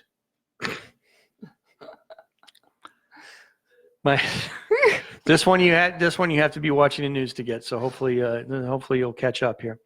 My daughter wants a new iPhone for her birthday. I told her she could, if she gets good grades and does her chores and follows the house rules, she'll get one. Otherwise, she'll get a cheaper phone because it's my way or the highway. If you don't know the gist of that joke, just Google highway, but spell it wrong. Crocodiles can grow up to 15 feet. Most of them just have 4. What do you call the cleavage between breast implants? Silicon Valley. I should have known. And Earl is looking. I don't have silicone. I should have known better than to flush my wooden shoes down the toilet. Now it's clogged. As a hobby, my dad stabs clocks with his knife. It's a fun way to kill time. And Earl's getting antsy. So last but not least, people are usually shocked when they find out I'm not a very good electrician. Ladies and gentlemen, dad jokes from your favorite dad. Awesome. Bill Cosby? Yes. Without the rape date drugs. Right. And for those of you who care about sports, the Indians just got their asses handed to them. Chicago has beaten them 6-1. They had one really nice. Lindor led off the first inning with a home run. They didn't do shit the rest of the game. No. Congratulations, Earl. I surrender the chair to you. It smells nice and pretty now. Yes. I think I queefed in it. Oh my God. Well, you have that effect, I heard. Anyway, we were going to talk about the stunt. Yes, I held off on the stunt. I know. I was listening to the show. Are your legs sleeping from sitting on the toilet so long? No, I feel good. Okay. I feel wonderful. I feel refreshed. Pretty, oh so pretty. I feel pretty and gay. Refreshed. Now you're allowed to come to my house tonight. Why did the stadium get so hot after the game? Because all the fans left. Anyway, let's talk about the stunt. Let's talk about the stunt. I'll put Yes. the dad jokes away. All right. It's hard to, but Yeah. they're fun. Stunt. Okay. Let's go ahead and talk about it. Okay. So we are going to be doing a 72-hour marathon radio show. Myself, Aaron, Mike Haig, and Dylan Thompson. Mhm. We're going to be doing this over Labor Day weekend. Yep. Going to start Friday, the 30th of August at 8 p.m. At 8 p.m. I almost said 5 p.m. Yeah. 8 p.m. and we're going to run till Monday evening. At 8 p.m. Yeah. I said fucking 5 p.m. again. Anyway, we're going to try to. I mean, this is an attempt. We are attempting to break a world record in the process. The world record for a group doing a radio talk show is what, 68 hours? 66 hours. Well, we're going to try and beat that and go 72.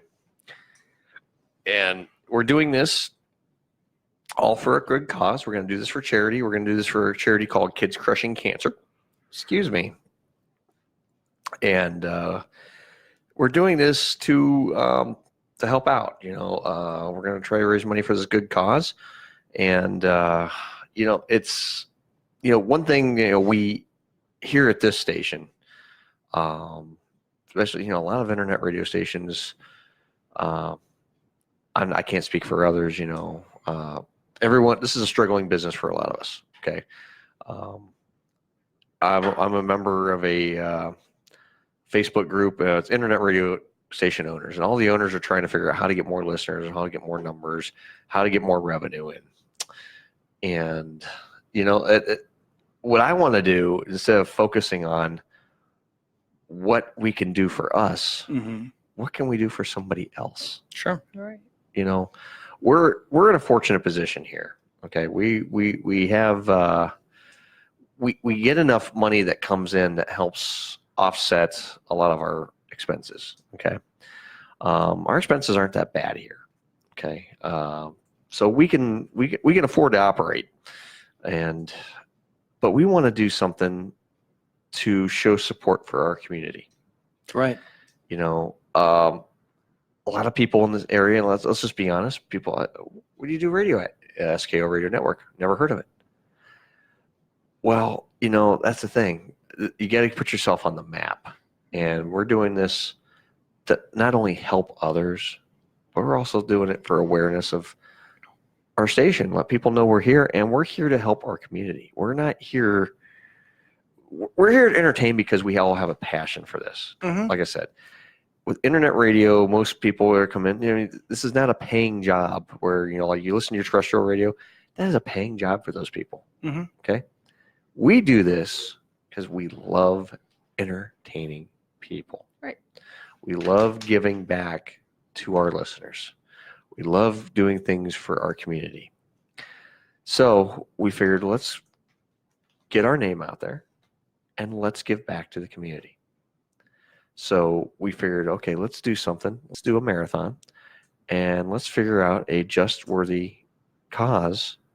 And Zach Myers, a part of our staff, I believe he's president of that organization. He is heavily involved in he's heavily involved in this organization. So we figured, well, why not support one of our own staffers in his cause? Okay, Zach Myers, he's very instrumental in kids crushing cancer. So we reached out. Dylan came down and talked to Zach and said, we'd like to do this. And he goes, oh, this is fantastic. Let's do it. So we want to support our own people. It's something that means a lot. It means the world to Zach, this kids crushing cancer. So why don't we do something and help one of our own who is heavily involved in a charity, and let's help that charity. Right. I think it's just a great thing to do. I mean, for one, it's going to be fun. It's going to be different. And it's just a chance to give back. So here's the thing, folks.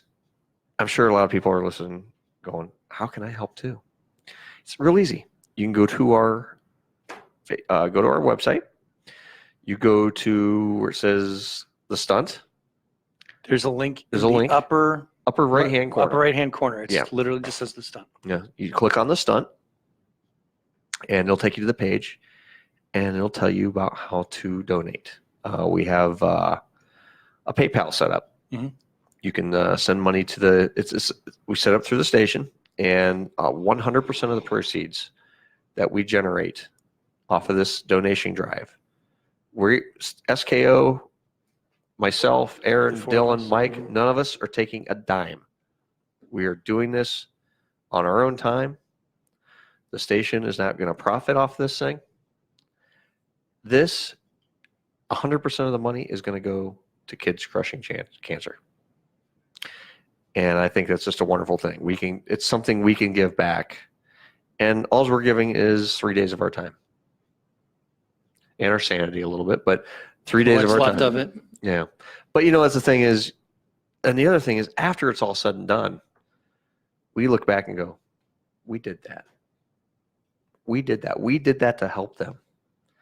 And cancer, no child should ever have to deal with cancer. I think cancer is a horrible disease. My family's been affected by cancer.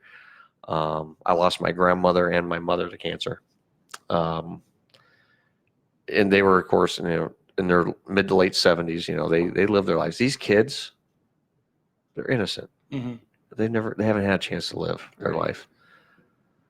And the fact that children have to suffer from this disease, it's heart-wrenching. I mean, I couldn't imagine.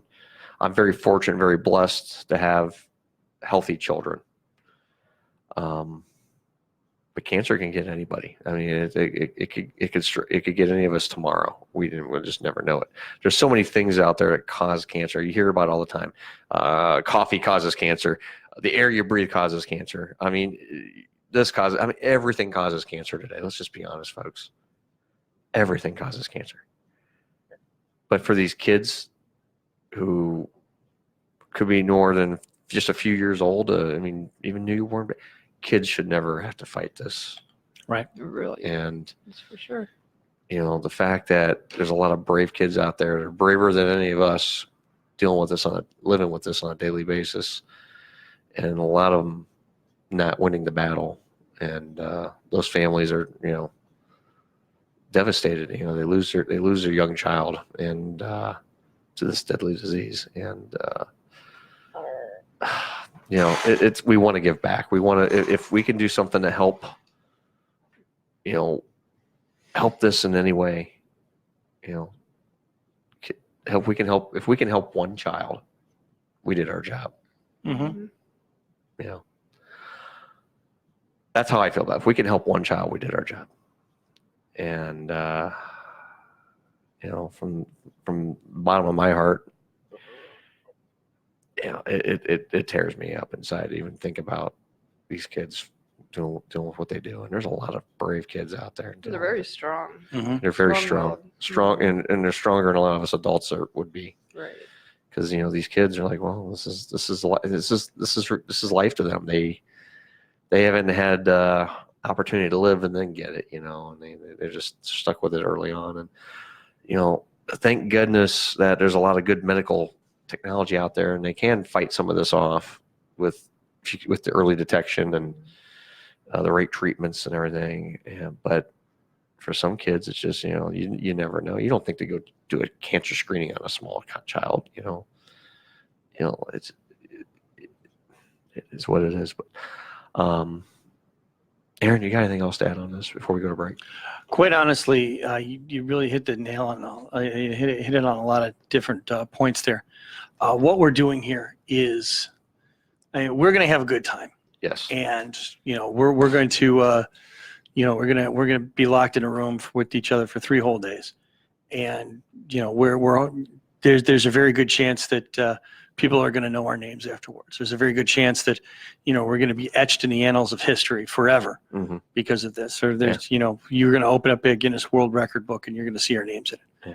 But more importantly, I mean, every single one of us, all 4 of us, has been touched by cancer in some way, shape, or form. Yeah. I'm doing this for my mother. I'm doing this for my grandfather. Yeah. And I know that at some point during the stunt, you know, we're going to tell our stories. You know, we're going to tell, you know, where we got to this point. And we're doing this for, you know, the next person that we don't want to see suffer like the way that we've seen our families suffer. Yes.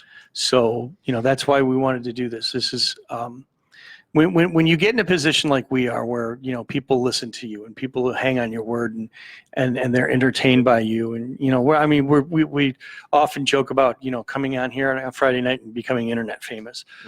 You know, we're certainly not famous, but we're known. And, you know, we want to give some of that. We want to take some of that and use that in a way to help other people. And this is just, you know, kind of the first step in a lot of different ways that we can do that. But we want to kind of start off with a bang. So this is why we chose to, you know, annoy the crap out of each other for 72 hours. And it'll be a lot of fun too. All right, let's run a break, and we'll be right back on Some Kind of Radio Show here on the SKO Radio Network. Stay tuned, everybody.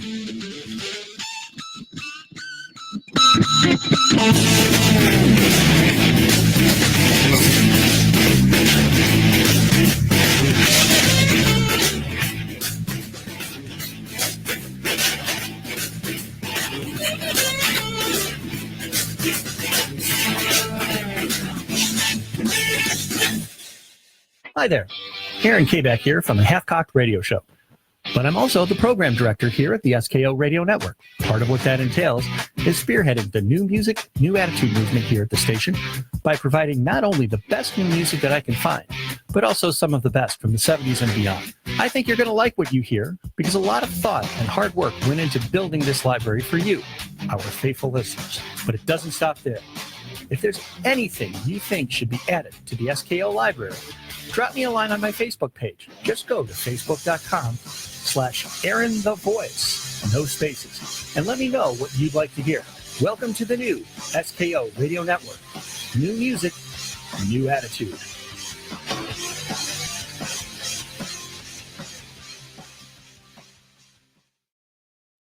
Hello there, this is Hilljack Bob, and you're listening to Some Kind of Radio Show here exclusively on the SKO Radio Network, and we still have 110% itchy balls.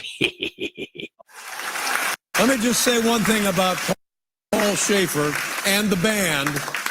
You know them And you love them. Always did. Because you know them and love them. Because you know them. Because you know them and love them. You know them and love them. Exactly right.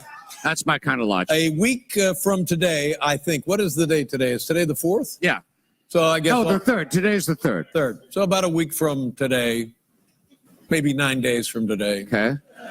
What is 12 minus 3? Oh, you're trusting me now? 9 days. Yeah. Roughly a week. Some weeks feel longer. I'll be celebrating my birthday. Thank you very much.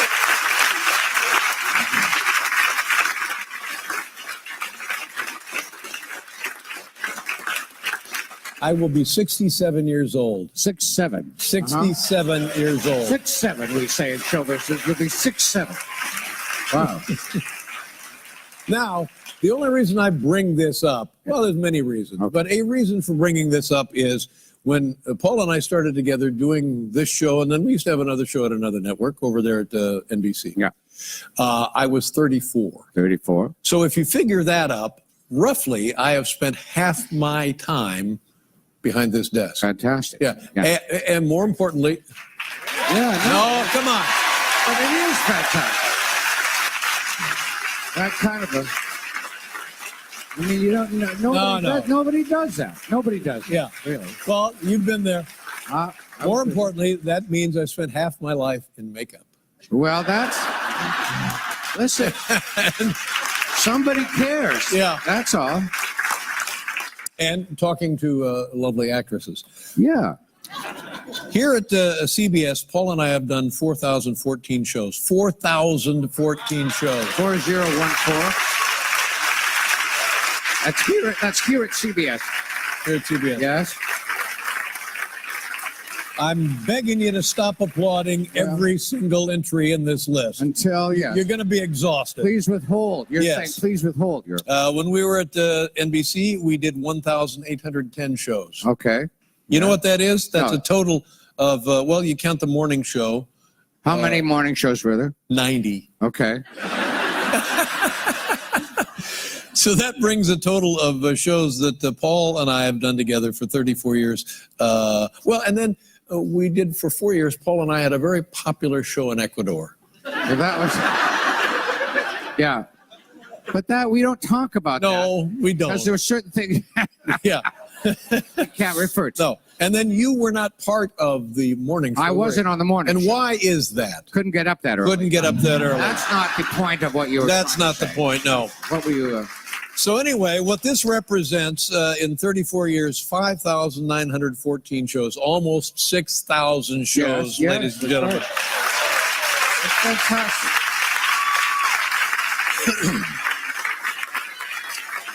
Now, people are saying, well, why are you bringing this up? The question I get a lot from people on the street, they come up to me and they say, Kathy Lee, I know. How much longer? I know they do. How much longer do you think you can be doing that? People are saying that? Yeah, they say that to me all the time. They've been saying it to me for a long, long time. And I said, when this show stops being fun, I will retire 10 years later. That's what I say.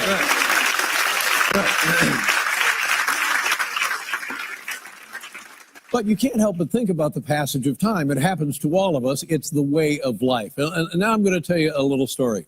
Last autumn, my son and I, Harry, were out fishing. And we're out on a reservoir, and it's a beautiful autumn day, and we're not catching anything, but that's not the point. You know, when you're out fishing with your son, it's just there you are having a nice day. And suddenly we hear the thundering flap of wings of an enormous bird, and it sounds like, holy God, something prehistoric is coming down. It could be a raptor. Even worse, it could be some kind of pecker. I don't. Again, well, I don't know.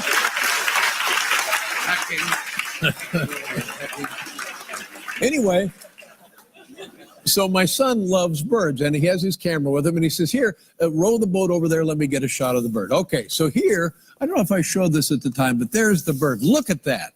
Look at that animal right there. It's beautiful, yeah. Yep. So now, this was on the weekend, so Monday I come to work, and I'm very excited because Harry and I are hopeful that this is a golden eagle, because while there are golden eagles in this area, they're quite rare. But they do exist here. So we're now thinking we've really spotted something exotic. Sure. So Monday morning, I come to work and I start talking to my various staff members, and I have one call a bird place in Washington. I have one of them call up the Audubon Society. I call my friends in Montana. We email them this picture, and now we're spending quite a considerable amount of time trying to identify the bird. Yeah. Some people say, oh, absolutely, it's a golden. Other people are saying, no, it's an immature bald eagle. And this goes on and on and on. And finally, at the end of the day, we realize that what we have there is a robin. No, that's another. No, go ahead. That's a joke. Go ahead. Go ahead. So I get home that night, and I'm talking to my wife, Regina, and she said, well, how was work? And I said, oh, well, we think we identified the bird. Yeah. We called the Audubon Society. I called our friends in Montana, and some think it's a golden eagle, some think it's an immature bald eagle, but we finally came to the conclusion, in fact, it's an immature bald eagle. And she says, that's great. Who was on the show?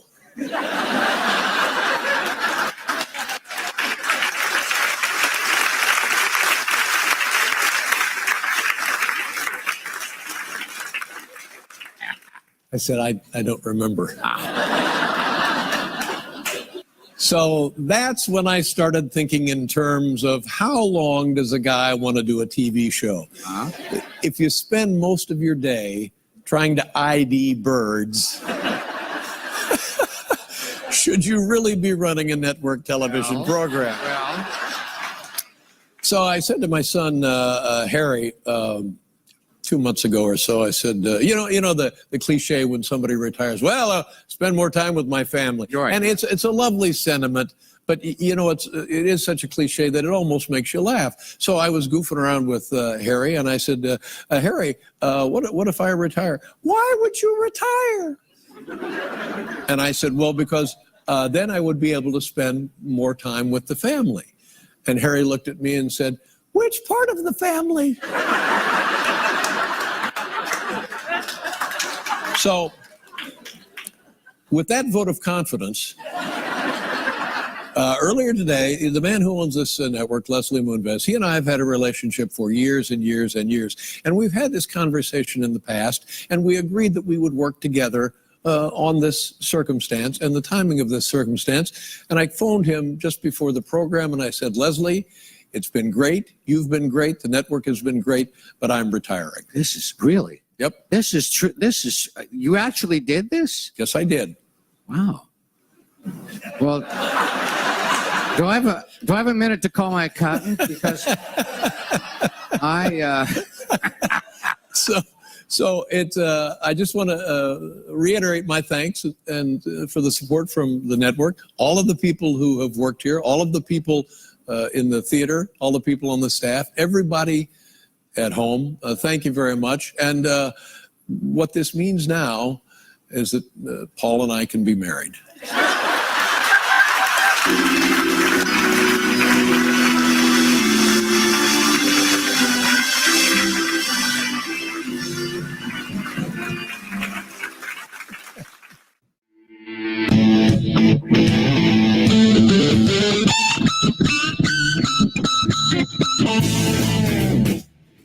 All right, welcome back to Some Kind of Radio Show, 1116. Give us a call if you'd like to join us on the program, 234-251-10. We'd love to hear from you. So with my retirement. So now we know why you're retiring, so you and Dylan can get married. So me and Dylan can get married, that's right. Dylan and I were going to have crazy butt sex every night. Well, at least we know who's giving. I sure the hell ain't receiving. No, I wasn't even going to imply. Okay, good. The only problem with Dylan, though, he doesn't shave his butt. And the problem is, especially when you get that little bit of jism gets there, and those butt hairs kind of stick together. That's not even half the problem.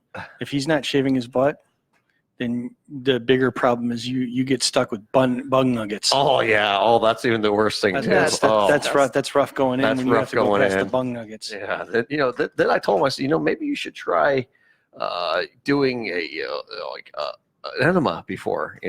Clean that all out. Because you stick it in there, and all of a sudden there's poop on your pecker. I mean, Lori's looking at me like, "What the fuck? Are you serious?"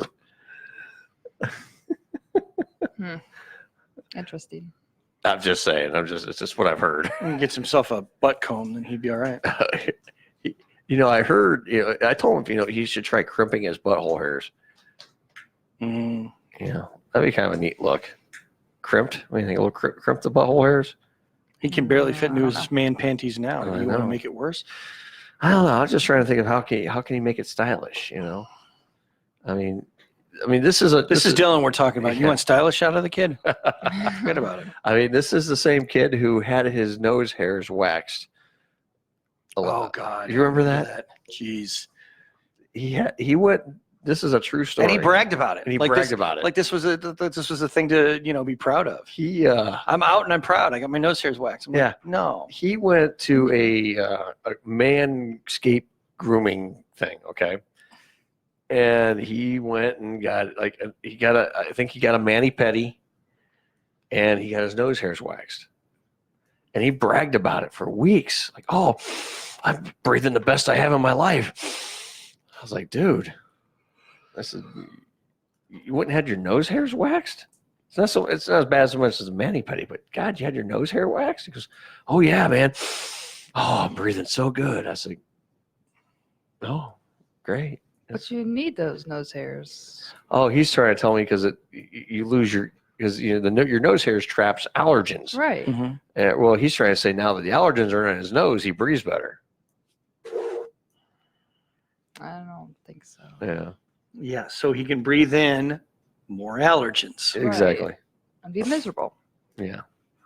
Which is why I have to fill in for him so often. Yeah. Yeah. Well, because he's at home making snot rocket lube to jerk himself. I guess so. But no, he went and he made it was. I guess they had it was this place. I think it was in Stowe, and they had Stowe sounds like the kind of place that would be. Yeah.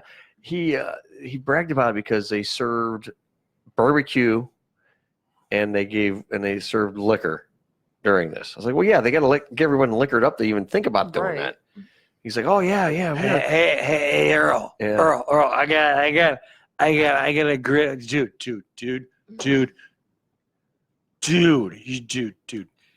We gotta do this.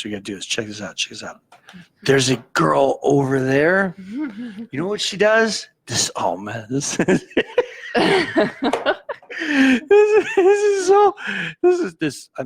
paraphrasing. Dylan, yes, by the of way. course. I figured this girl over here. She'll wax. No, dude. I gotta finish. You're gonna love this. You're gonna love this. She'll wax.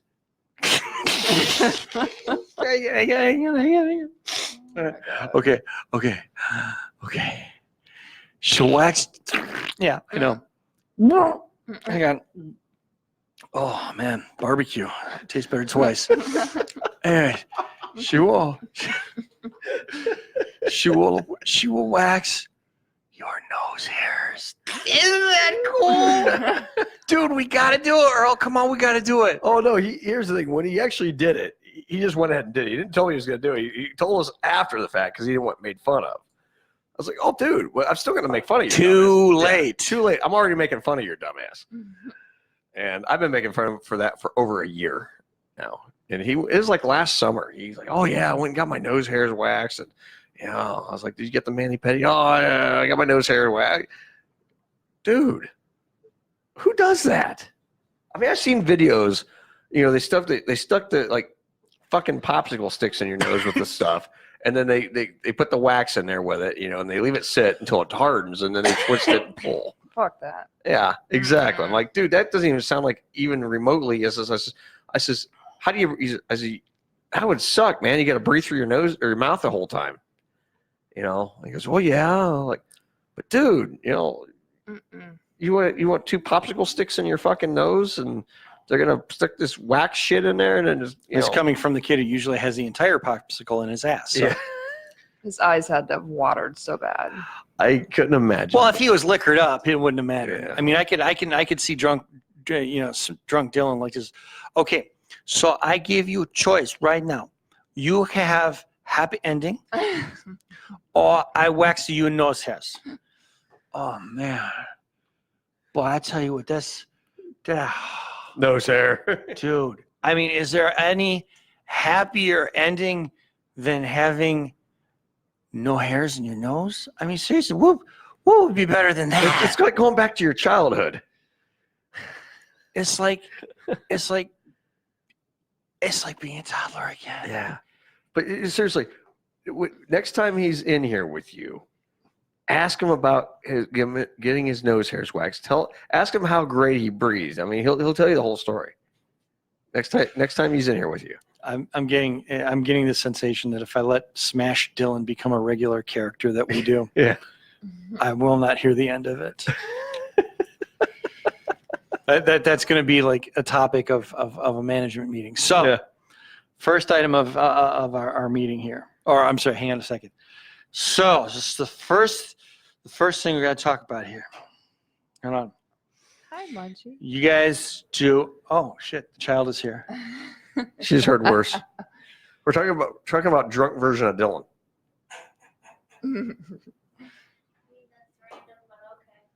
Okay. Is there anything that's not random about the show? You need entertainment. Please let me tell her. So she comes in here. Please let me tell her. Okay, go ahead.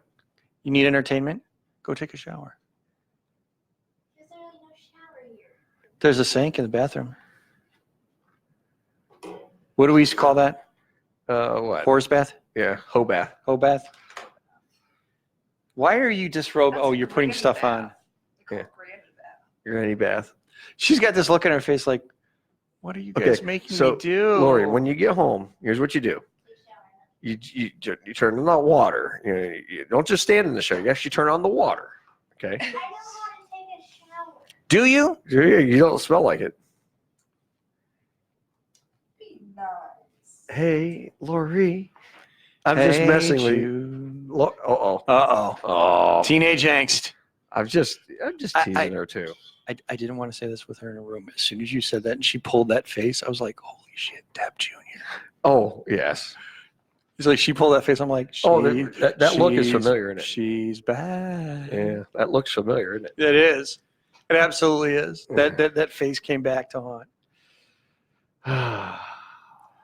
Now I did. Now you're in trouble. I secured your permission before I started that line of questioning. Yes. But it was my fault. I did start that whole schlock. Oh, shit. Shit. Now he's thinking, oh God, how do I make up to her? No, I was just going to sing to her song. I was like, hey, Lori, you need to take a fucking shower. Why are you are really having fun with that mic stand there. Yeah. And one. And two. It's mic aerobics. Mic aerobics. It's like you're practicing your own blowjob techniques here. Right. Well, you ain't gonna need me no more. There's no twisting involved. Can you imagine the sound that's making over the air right now? I know.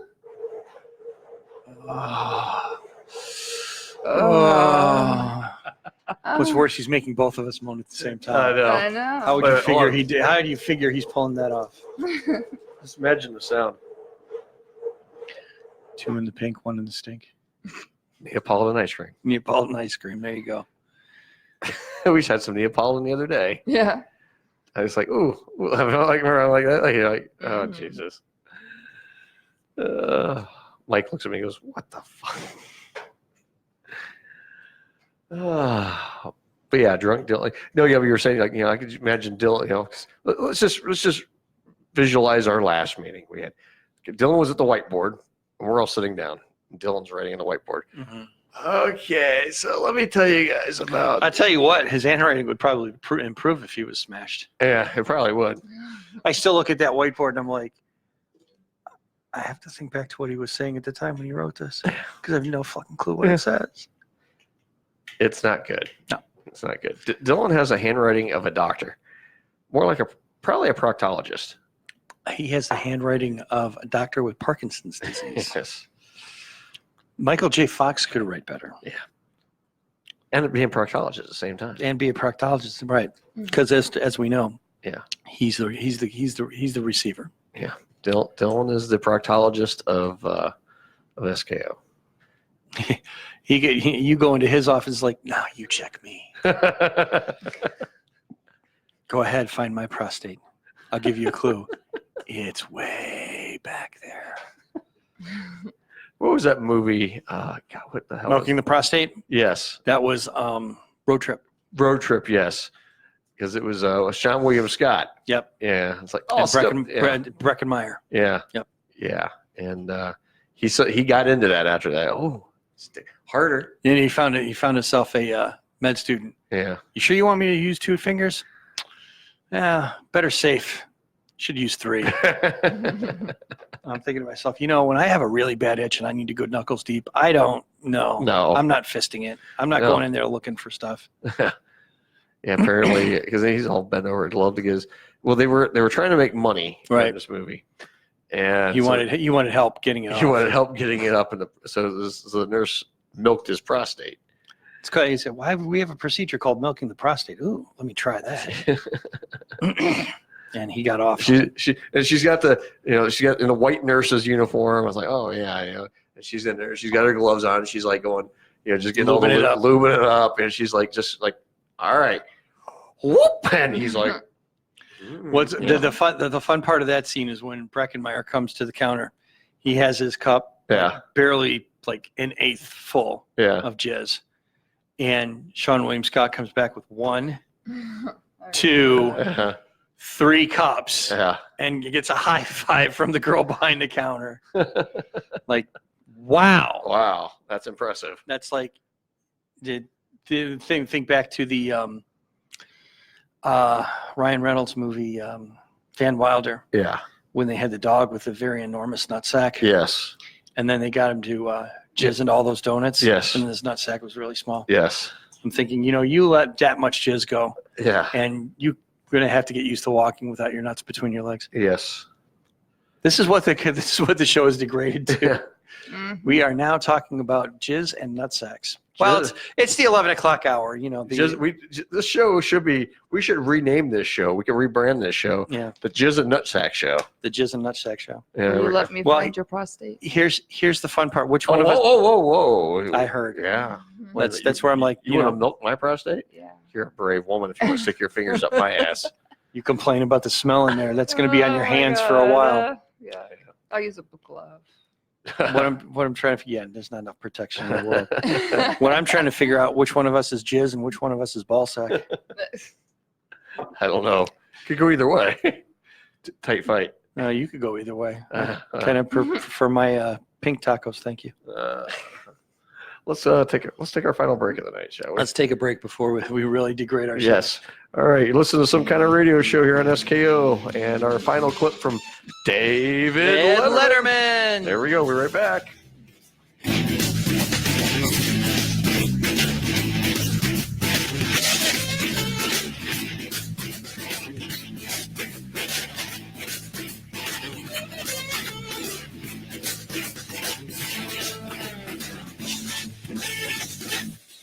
Have you ever listened to the great shows that we have here on the SKO Radio Network and thought to yourself, I bet I could do that? Well, now's your chance. Whether it's a talk show like the Half-Cock Radio Show, the Zach Meyer Show, or some kind of radio show, or even a music highlight show like Throwback Thursdays or Oldies But Goodies, you now have the chance to be a part of our ever-expanding lineup. All you have to do is send a mic test in MP3 or WAV format to office@skoradio.com. That address again is office@skoradio.com. So step on up to the microphone and let's see if you have what it takes to work and have fun alongside the craziest crew on the internet here at the SKO Radio Network. The ZM Insurance Group is Northeast Ohio's #1 choice for insurance solutions. They're proud to offer auto, life, home, pet, and business insurance, not to mention renter's insurance, RV, boat, and motorcycle insurance as well. They also offer insurance solutions for rental and commercial properties too. The ZM Insurance Group has been insuring amazing businesses and awesome families in Ohio since 2008. They make the insurance process easy and no appointments are necessary. You can follow the ZM Insurance Group on Twitter at ZM Insurance, on Facebook at ZM Insurance Group, and on Instagram at ZM Insurance. Call the ZM Insurance Group today at 330-777-0092. Once again, that's 330-777-0092. Well, hello there, this is Jack Bob, and you're listening to Some Kind of Radio Show here exclusively on the SKO Radio Network, and we still have 110% itchy balls. Thank you, Paul. This is I think this is a pretty good list, considering it's our last list, and the category, top 10 things I've always wanted to say to Dave. Ah. Yeah. Now listen to this. Presenting tonight's top 10 list, 10 frequent late show guests and good friends of ours. Once again, top 10 things, and let me just thank them in advance. I appreciate their time, their talents, and their generosity. Top 10 things I've always wanted to say to Dave. Number 10, Alec Baldwin.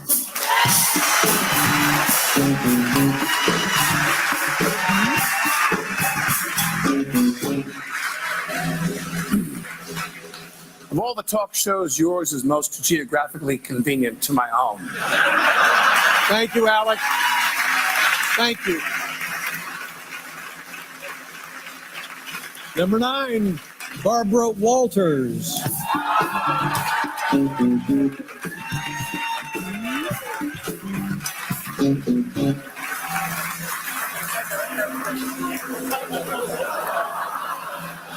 Okay. Dave, did you know that you wear the same cologne as Muammar Gaddafi? Yes, yes, Barbara. I do know that.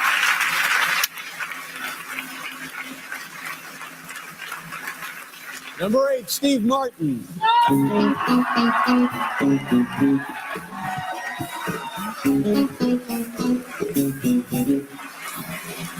Your extensive plastic surgery was a necessity and a mistake.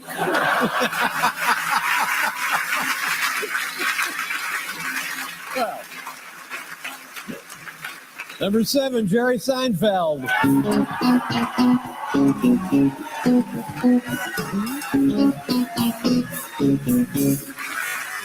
Dave, I have no idea what I'll do when you go off the air. You know, I just thought of something. I'll be fine. Thank you, Jerry. Very nice of you. I think Jerry may have a benefit later.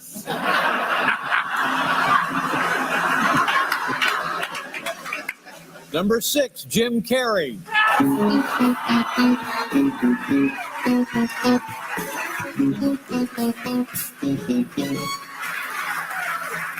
Honestly, Dave, I've always found you to be a bit of an overactor.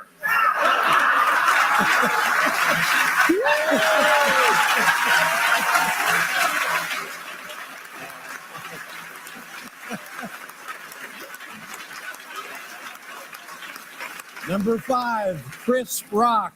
I'm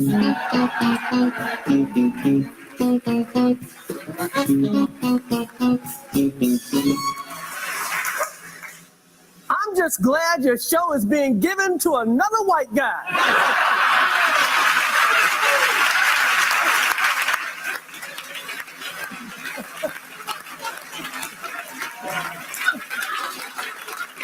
You know, I had nothing to do with that. Number 4, Julia Louis-Dreyfus, ladies.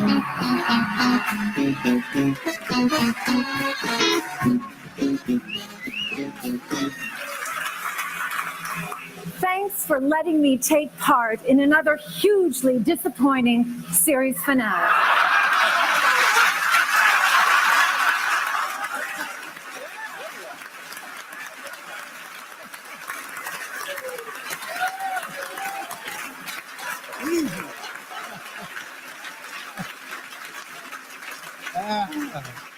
had nothing to do with that either.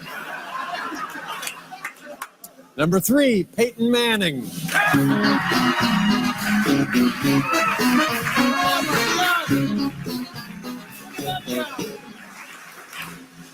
Dave, you are to comedy what I am to comedy. It doesn't make any sense. Peyton! Oh my God! Number 2, Tina Fey.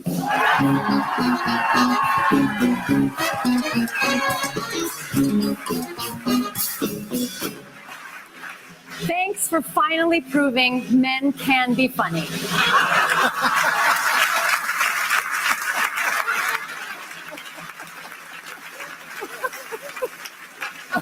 I like that. Things I've always wanted to say to Dave. Number 1, Bill Murray, ladies and gentlemen.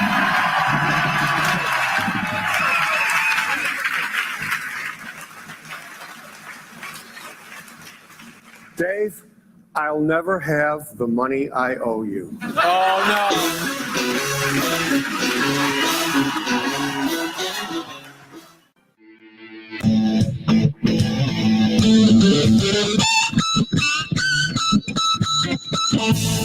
All right, we're back 11:38 here on some kind of radio show. Some kind of radio show. Some kind. We don't know what kind yet. No, not yet. We're watching golf on the TV. Well, we never changed the channel from the baseball game, so it's like, hey, Ohio Sports Network. Yeah. We're going to let you watch baseball and golf. And golf. Because that's all we have the license for. That's it. So we're going to watch ball. Mind your way. No. I'm not actually watching the golf. I just. Oh, okay. We're watching. I'm trying to find a comfortable way to sit back without smashing my knees underneath the table. Right. Well, I want one of those. I want my own. I want my You own. want your own sand trap? I want my own multiple hole thing for my backyard that I don't have yet. He wants a finally multiple got hole. one. I was going to say, I only got one Earl, hole, so- meet Lori. Hey, Lori. She's got multiple holes. That didn't take long for this to degrade. No, we were just talking about off the air. We're watching this girl on there. You're just telling me how could she wear skinny jeans and golf like that? This woman is wearing impossibly skinny jeans and she's playing golf. And I'm thinking to myself, that can't be comfortable at all. And I said, well, you know she's doing it because she knows she has a nice ass. She's on TV and she's enjoying the fact that, hey, I have this nice ass. Yes. Enjoy it. Here you go, folks. Enjoy my ass. I wish I could just say, hey, here, folks, enjoy my ass. I say that. After you have Chinese food, we're all enjoying your ass on a frequent basis. Have you enjoyed my ass tonight? No. No, not at all. No. Nothing about me. Not enjoyable.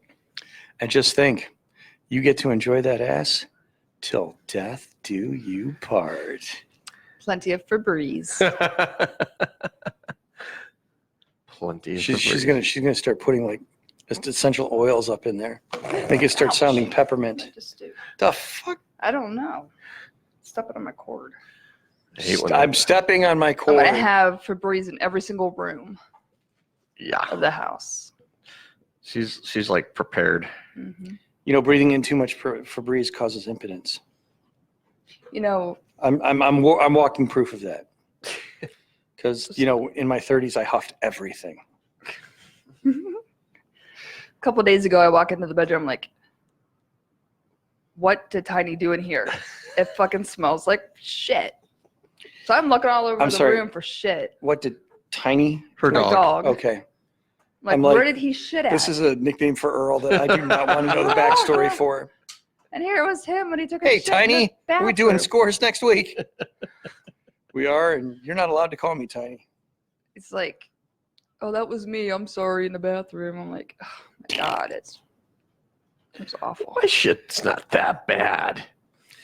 Oh, by the way, Yeah. the first time you went Yes. before we came on the air, Yeah. you seem to have forgotten you left a souvenir. Oh, yeah? Oh my God. Yeah, That was a souvenir? you left a souvenir What kind of souvenir? in the loo. Oh, a floater? Yep. Oh, well, one chunk must have came back. I flushed. I don't doubt that you flushed. I'm sure it was it was one of many, but one decided to stay back, and it was the rear guard. What did that chunk want? Like I said, I didn't ask. I just went into the ladies and said, "To hell with it." I'm not. See, What is it static? I don't know what the hell we get. There we go. Yeah, one chunk came back. What does that chunk He had want? to make his presence known. It's what does it want? I don't want to die.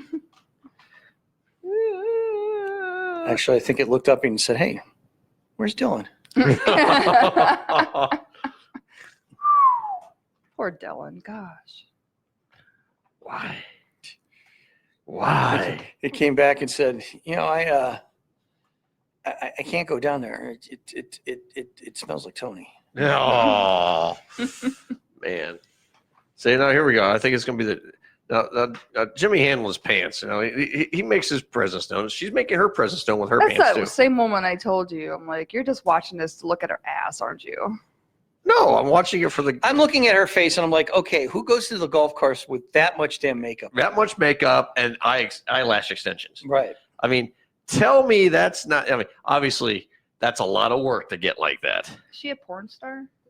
If not, she should be. Well, I'll tell you what, she certainly knows how to handle those balls. Right?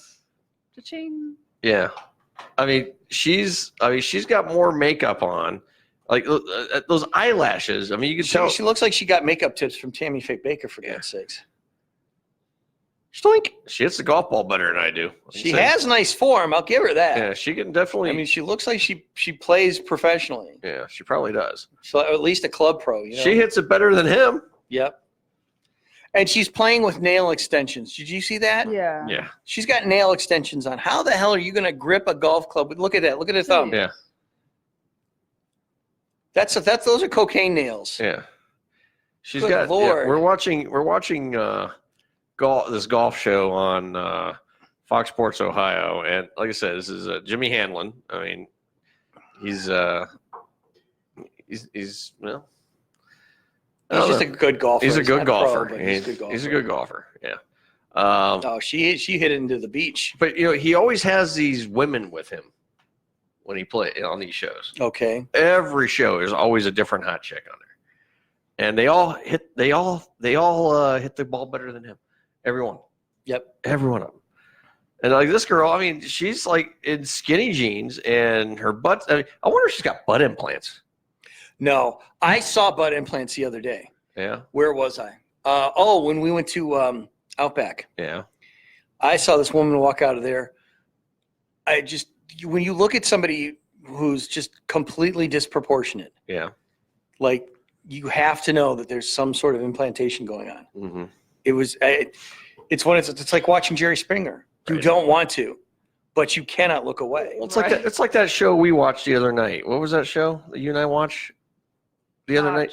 Botched Bodies. Yeah. Oh my God! I mean, we seen some fucked up shit on that show.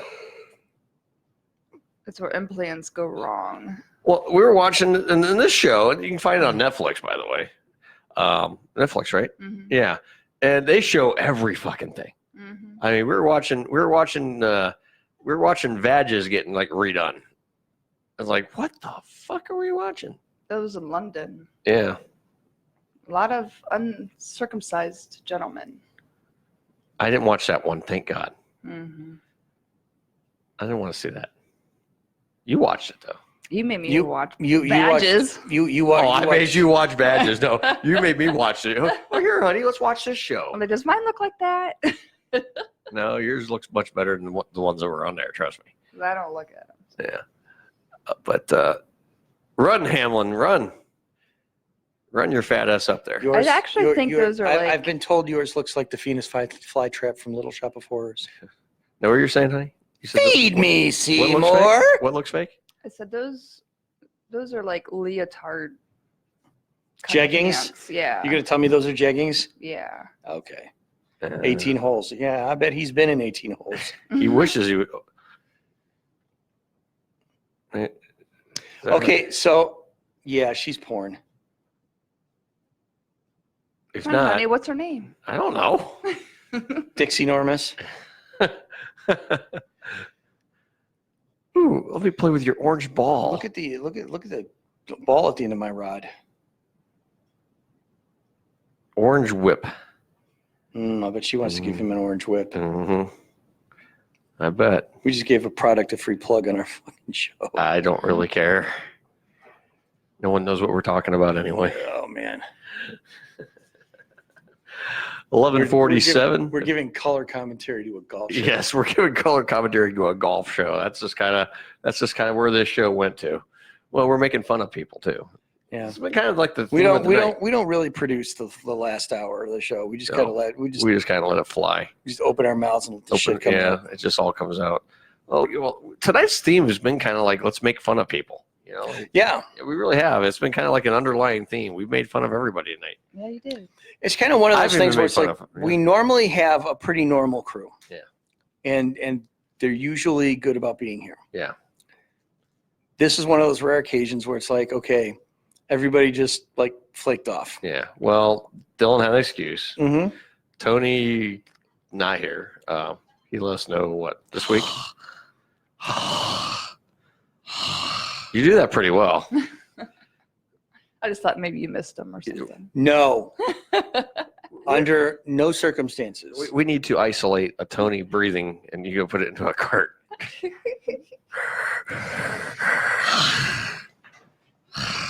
What's worse is we isolate that. I put it into a cart. I play it when he's here, and he finds it funny. You would too. It's like, oh man, that's hilarious. No, wait a second. That's hilarious. Play it again. Yeah. Yeah. We were actually doing Tony impressions while he was here last week. Holly Saunders is her name. And she's on Twitter at Holly Saunders. That's where you go see those special pics. I don't have my phone in her. I would check it out and let you know. Yeah, probably not. Nah, probably not. No. I just got the look of death. She's going to kill me. She's going to come across the counter and murder me. Hi, honey. She's going to murder me. Yeah. She hasn't. You're in for the rough sex tonight. You're going to be the giver tonight. Actually, no. I'll be the taker. You're going to be the receiver. I'll receive. She's going to kill me. You're going to milk her prostate. No, we're going to be having sex and he's going to be thinking of her. Nah. Yeah. Nah. Oh, golf lady. Oh, golf lady. Oh, nice stroke. Her name is Holly Saunders. I remember. Oh, nice stroke. Oh, put it in the rough. Oh, put it in the rough. Oh, golf lady. Oh, golf lady. And the whole time you're on top of her, trying to get it off with the golf lady, and she's lying there like this. Fuck you, Earl. Just fuck you. I'm not even moist anymore. You're an ass. Look at this look she's giving me. You know what? She's gonna kill me. Yeah. You know what, Earl? I'm thinking of fucking golf instead of you. How about that?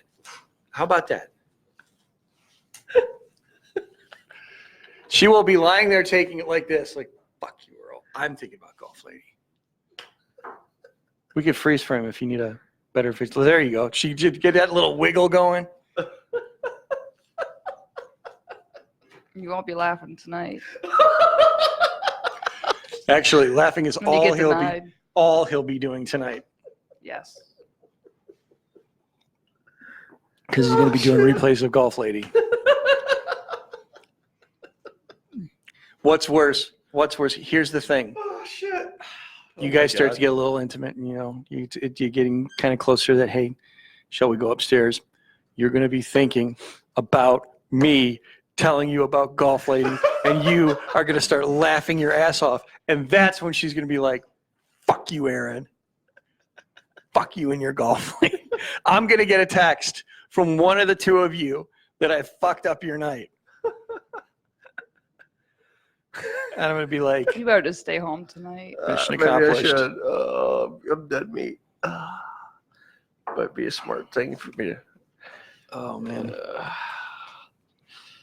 Oh, Jimmy Hanlon, look at your nice ass. Oh wait, you don't have one. I'm having a hard time getting past the incredibly pink pants. Yeah, those are incredibly pink. Those are real pink. Those are real pink.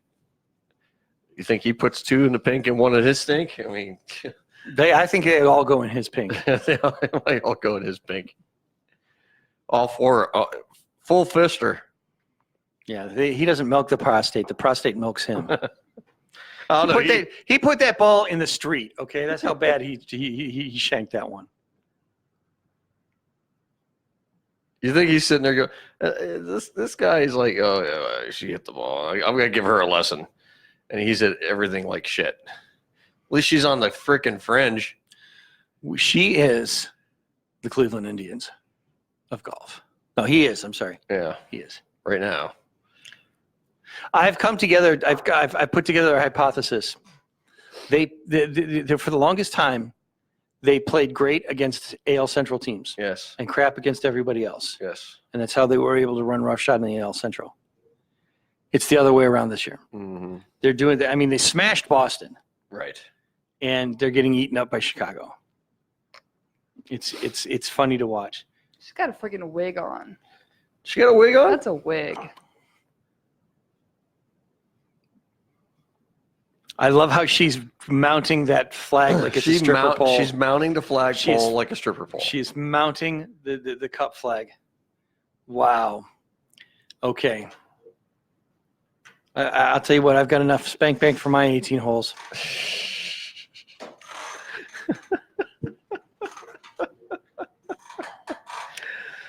Oh my God. I got nothing left. You got nothing left? Well, we could always go back to this, Aaron. Oh, porn beach. Here we go. You can start thinking about golf, lady. Oh, Holly. Oh, Holly. Every time you say that, I think about my dog. Great, thanks. My dog's name's Holly. Arf. Woof, woof, woof. Arf. Arf. Woof, woof, woof. Okay, it just give me that peanut butter. Give me that peanut butter. Oh, yeah. Eat it up. Eat it up. Yum, yum, yum. That's just wrong on every level. Every level. What a coincidence. I'm wrong on every level. Yeah. Can't believe it. Oh my. 11:54, everybody. We get out of here in about 6 minutes and we can stop torturing all these fine folks listening to us.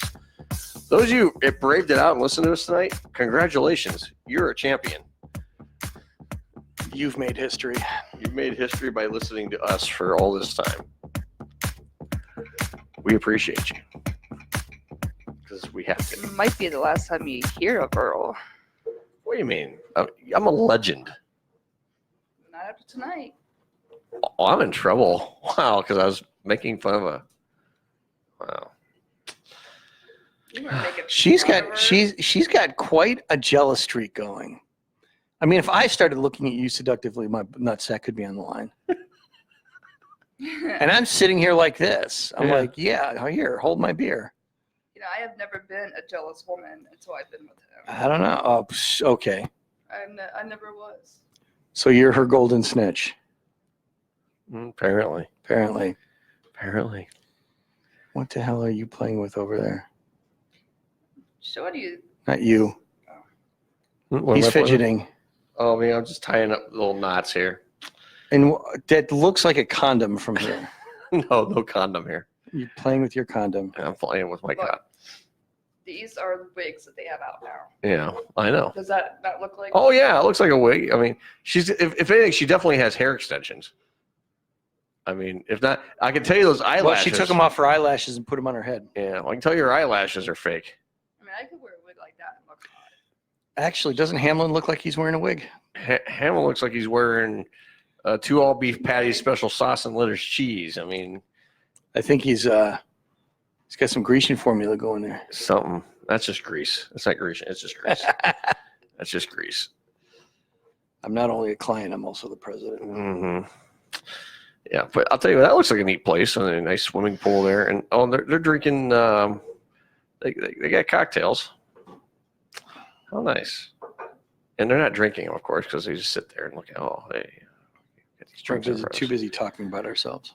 Yeah, we're at this wonderful golf place in the middle of the desert. Yeah, and Here, let's zoom in on trees. Let's zoom in on trees, and let's look at the water. Here's the drone shot. Yeah. And now back to our cocktails. Mm-hmm. Yeah, and she's sitting there like, yeah, well, this is bad. We're making fun of golf shows. Yeah. This is what this show turns into the last 20 minutes. Turning into let's make fun of everything. And the grass is green here in the desert. Yes. Yes, it is. Now, golf in the desert, I can almost get by. Mm-hmm. Hockey in the desert, no. We have to stop that soon. Yes.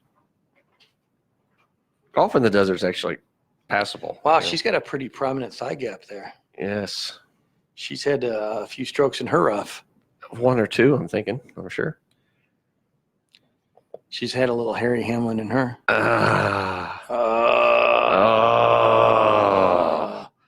Yeah. On that note, let's get out of here. Let's go. All right. We're going to turn off the Facebook Live video and send everybody on